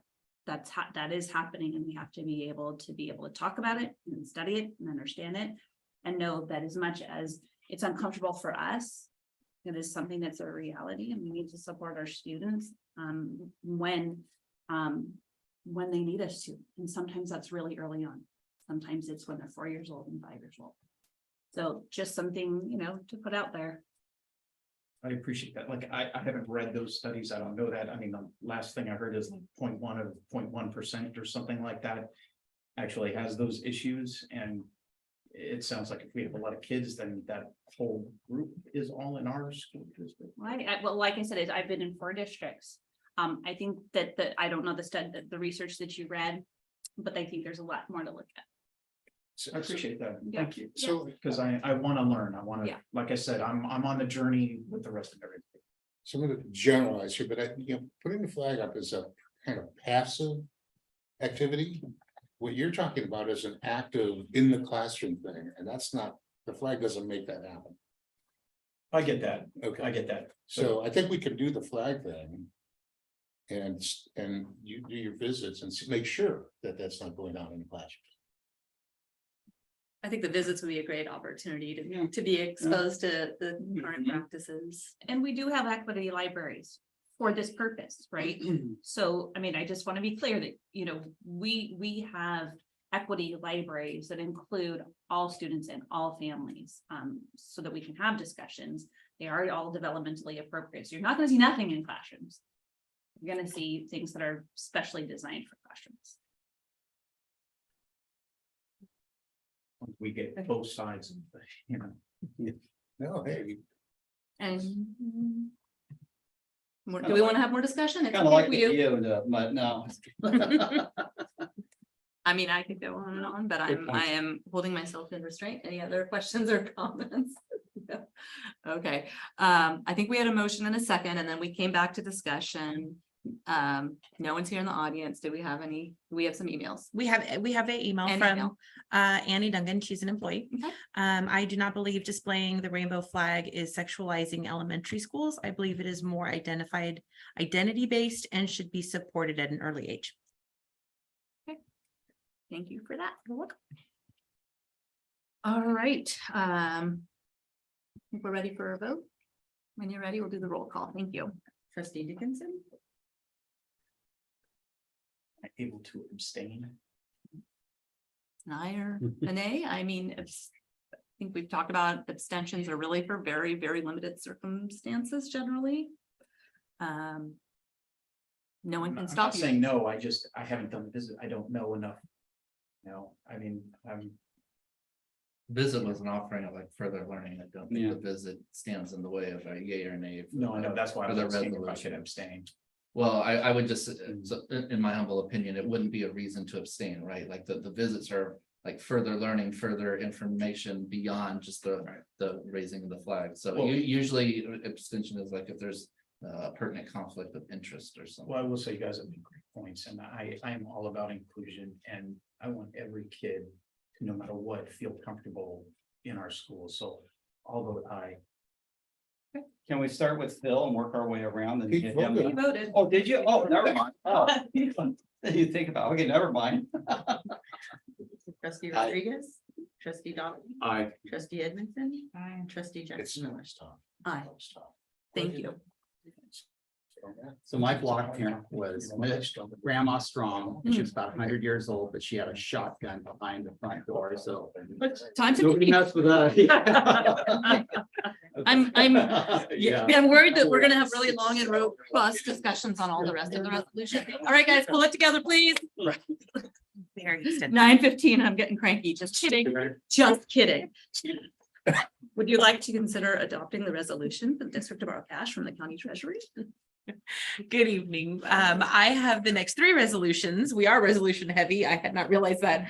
But we were trying to just get ours, just knock them out in one swoop. So the first one is the resolution to borrow from the county of Santa Cruz. And that is if the district runs short on cash, we borrow from them to make payroll, typically is when we would need to do that. So I asked the board if they'll approve the resolution so we can have that on file with the County Office of Education. Thank you. You're welcome. I'm a big fan of making payroll. Yeah. We are. Any questions from the board? Mine gets I'll make the nothing. motion. I got all my stuff out. I'm out. Okay. All right. And this is a pretty standard one. Thank you for bringing it to us. Yearly, yes. Yes. I don't think we have any other questions or comments from the board. No one who's here in person. I know this is a hot one for email. No, emails nothing on email. Okay. Do I have a motion to adopt the resolution? Bill move. Second. Ted seconds. And when you're ready, we'll do our roll call. Trustee Dickinson. Aye. Trustee Rodriguez. Aye. Trustee Donnelly. Aye. Trustee Edmondson. Aye. Trustee Jackson Miller. Aye. Thank you. Next step, consider adopting a resolution for the district to borrow cash from the County Office of Ed. Yes, so this is the second resolution. This would be borrowing from the county office. And this typically happens the last Monday in April through June 30th of a fiscal year, because we can no longer borrow from the County of Santa Cruz. So we would borrow from the County Office of Education to make payroll if we needed to in those 2 months. And once again, this is a standard yearly resolution I bring to the board just to have on file in case of an emergency. Any questions from the board? Nope. All right, no one in the audience. Not mind the email check, no comments on email. Do I have a motion to adopt? Thank you, Robert. And Thank you. second, I'll second. thank you. Trustee Dickinson, Hey. trustee Rodriguez. Aye. Trustee Donnelly, Aye. trustee Edmondson. Aye. Trustee Jackson Miller. Aye, thank you. All right, 10D, consider adopting the resolution authorizing interfund loans. This is the third of our online resolutions. Yeah, the third of our resolutions, I apologize. And that is to borrow from ourselves. The reason, a little background, the reason this resolution does come to the board, because you would think, well, it's all our own money, it's all our own cash. This seems strange, is why we had to have an public meeting, because in years past, districts have gotten into trouble through audit reviews by borrowing, say they did a bond for $100 million, and they were running low on cash in their general fund. So they would just borrow cash from the bond fund and not pay it back. And then, Oops. yes, big oops. And so there were some laws put into place so that could not happen, and a public hearing has to be held. The board has to approve the district from borrowing from itself for this exact reason. And so once again, we typically only do this for child nutrition services. I don't anticipate needing to do this, but I like to keep them all on file just to be safe. Yeah. So I ask to approve the resolution. I have a question. When we do our construction stuff, do we have, is there like a mismatch in the funding and the spending? In what sense? You mean like, So you get redevelopment dollars and so you put Mhm. that in that fund? Yes. Is there always enough in there? Do we have to sometimes borrow it before we get reimbursed? no, we are always good. And one of the reasons we are is because our district is fortunate enough to be, I could do a whole board action item on this one or a presentation on this one, but we receive funding in a very, very unique way through the RDA resolution. And so we will continue to receive that money till 2030. It's about $1.5 million per year for facilities and budgeting for the facilities. And gosh, I think, Amanda, I took on your tiredness. I truly apologize for my words to take on construction projects. So we basically, we never have a cash deficit. Right. Yeah. So the zombie RDA. Yeah, I know. We're living off of it. I'm good with it. All right, any other questions? No. No one here to ask questions in public. Nope. No Nothing email on on this email. one. Do I have a motion to adopt the resolution for? Move the motion. Second. All right, trustee Dickinson, Aye. trustee Rodriguez. Aye. Trustee Donnelly, Aye. trustee Edmondson. Aye. Trustee Jackson Miller. Aye. I think the board very much, I know they're mundane items, but they're very important to run our district. Thank you. All right, I think it's Scott's turn. Next up is to consider the approval of the declaration for need for fully qualified educators. So this is an annual item brought before the board, somewhat as an insurance policy, especially against hard to fill positions. Those often are single subject math, single subject science, and special ed. And so while we hope to fill all those positions with teachers who have those full credentials, there are permit processes allowed by the state and supported by the county office. And some of our best teachers have been found through this mechanism. We've had elementary teachers who decided they wanted to be math teachers. They qualified because we passed this resolution. They get their math training, and some of our best, I can think of one in particular, one of our best math teachers. And so it's important to have this extra pathway in order to allow teachers who may not be fully qualified for that particular subject to teach and get fully qualified. But we need your permission to do that, and that's granted through this item. Questions for the team? The math one kind of scares me. I remember we've done this before. But can you just maybe explain a little bit more about like what kind of a person would fill that position if we did go this route with a math teacher? So the example that I shared was the best example I can think of off the top of my head. So somebody who had a multiple subject credential, taught elementary school, had always really thought, well, when my best time of the day when I teach is teaching math. And there was a math opening, and thought, well, I'd like to try teaching that, right? And so we're able to work with them, make sure they're aligned with the right classes, and get that training during that first year. But this allows them to teach with that multiple subject credential where they're getting their single subject math credential. And like I said, in the one example that I'm thinking, and there's numerous examples, I'm just thinking of one in particular that a person has become one of our best math teachers. So that person has a teaching credential already? Yes. Okay. Okay, and So in then, the example that I shared, yeah, they were an elementary school teacher. yeah, They had a multiple subject credential. yeah, That's not a math credential. yeah. They took the training to become a math Yeah. teacher while serving under this. And then maybe you know the question to this, but if the person was gonna be a math teacher, is it just a test that they take to qualify them? No, then, That's part of the training, but they also have to take coursework. oh, they take coursework, okay. Yeah. Like- I was like, yep. Did you want to ask Jessica? No, Oh. I was just, Okay.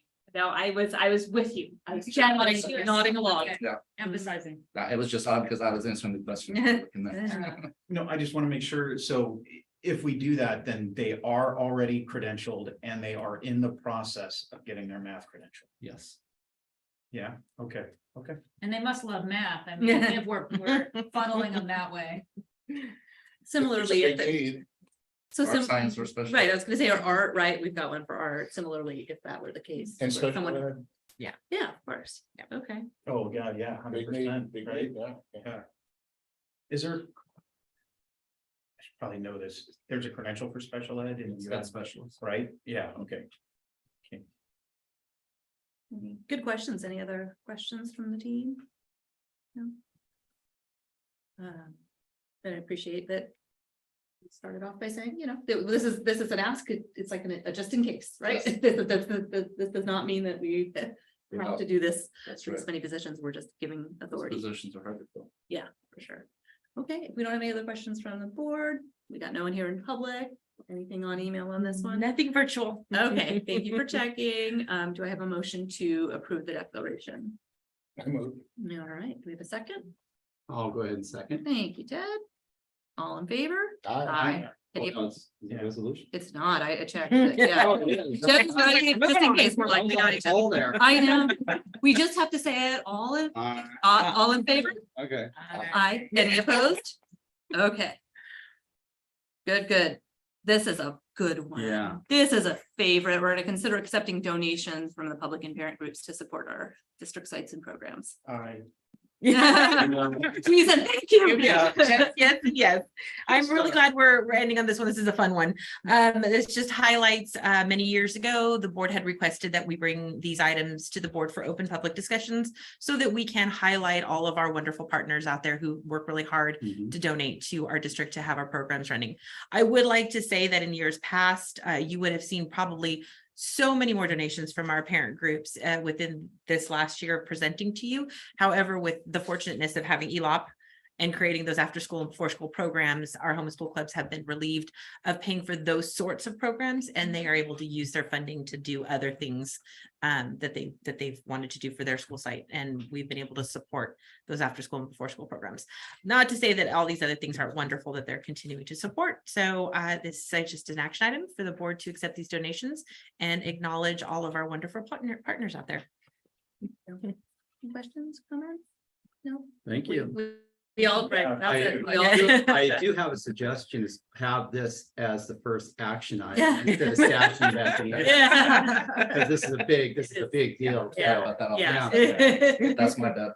And is But the, everybody stays. I know. Is the SoCal principal donation, is that like directly from Principal Witter for the Farm Fresh? Is that what that means? No, that just means that goes into the principal donation account. I read it. I know. No, he's very generous. That is, I got you. Yeah. All right. Well, if we don't have any other questions, Amazing. no one's in, yes, we're all acknowledging. Yeah, it is a healthy chunk of change, and we know that's just this report there, Yeah. We get it. How frequently do we get this? Now I'm forgetting. Is it twice? This one's a little long. I try to go every 4 months. Yeah, We kind of missed it by a month, but yeah. Nice. No one's here in person to ask us any questions or comments, anything on email and. Double check and refresh. you for- Nope, nothing That'll on be the email. last time tonight, I think. Okay. Do I have a motion to accept the donations gratefully from our partners? Make a motion. Thank you, Robert. Second?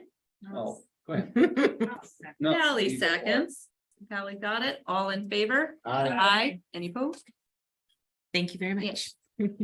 Correspondence, I wanted to report, I actually got it and I brought it, but board president is lucky enough to receive correspondence from the County Office of Education showing that they've reviewed our second interim and that we're amazing and wonderful. And I'm sure you all got copies of this by email, but everything is all good on that front. If anyone ever wants to take a gander at these, I can pass them around, although I'm sure we're all backing up, but I've got it here if anyone would like to take a look at it and I can hand it off to Jen for the district. And just as really quick, they take that so seriously as they prepare the letter. I got an email from my reviewer from the COE and it says just a few questions in regards to your review. Yeah. There was probably over 20 questions that were listed, extremely detailed questions. So like they really pick me apart before they write this letter. Well, I mean, it's graphics. I got these like a graphic that looks like a dollar bill and then it's showing expenditures by object. Oh my But God. no, it's all information that it's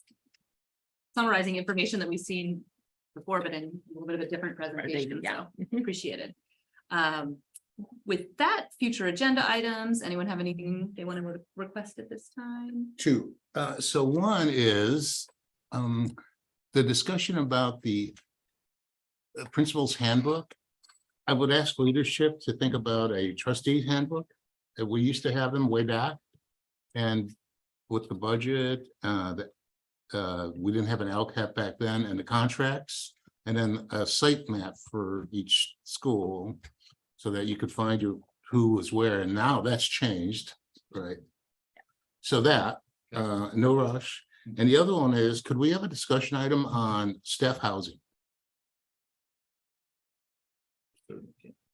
So just to clarify, the first one, is that a request more of, like, you want to have that as an agenda item at a board meeting, or No. just something for them to consider? I think you Okay. guys talked about whether to do it or not. Okay, Wait, don't we have a governance handbook? yeah, I think Yeah, you're we talking do. more like nuts and bolts, like something similar to principals. What the principals have. Ours is good. Yeah. Maybe we should look at it. Yeah. Well, it's also See something, and see if that's what you are talking about. So what we used to get one, and what was in it was all the maps for each site, the list of the teachers and the classrooms they were in. So that was one section. Another section had the budget in it. Another section had, what was it? I can't remember everything that was in there. But then it was like a demographic sheet, how many students, blah, blah, blah, blah, all that stuff. So that if somebody asks you, well, how many kids are in your school? You mean you don't read my LCAP? And I would say that that should be it there, I wouldn't put the budget in, maybe a summary, but I heard. Why does she Yeah. get preference over me? Like, come on. I'd say a summary, but so it's like a quick thing, instead of having to try to find them all on the website or in the drive. You have them all in one place. sounds like possibly a document with That's before we had links. the website. Yeah. Got And I it. love the So- discussion about staff housing too. So for the first one, that's not something that we would want listed as a future agenda item. That's more of something to kind of discuss, and then Right. potentially it's also something that might organically come up in a governance session. Sure. But the second one, discussion item about staff housing, that sounds like one to put on the list. Right, because you guys went to a visit on and so maybe we should just blow that up a little bit. That's good. Okay, Yeah, I last, know there's been some, like Salinas has been doing some different things with buying properties and motels and turning them into teacher housing, things like that. Yeah. They built, obviously some low-income housing, I know that's a huge topic for Scott and the team too, and I feel that. Absolutely. next is motion to adjourn. Could I have a motion to adjourn? It's been a long, beautiful evening. I'll make it. Ted, thank you very much. 9:31 PM. Do I have a second? Second. Thank you. All in favor? Aye. Any opposed? Sir, thank you. You guys live in the city school district.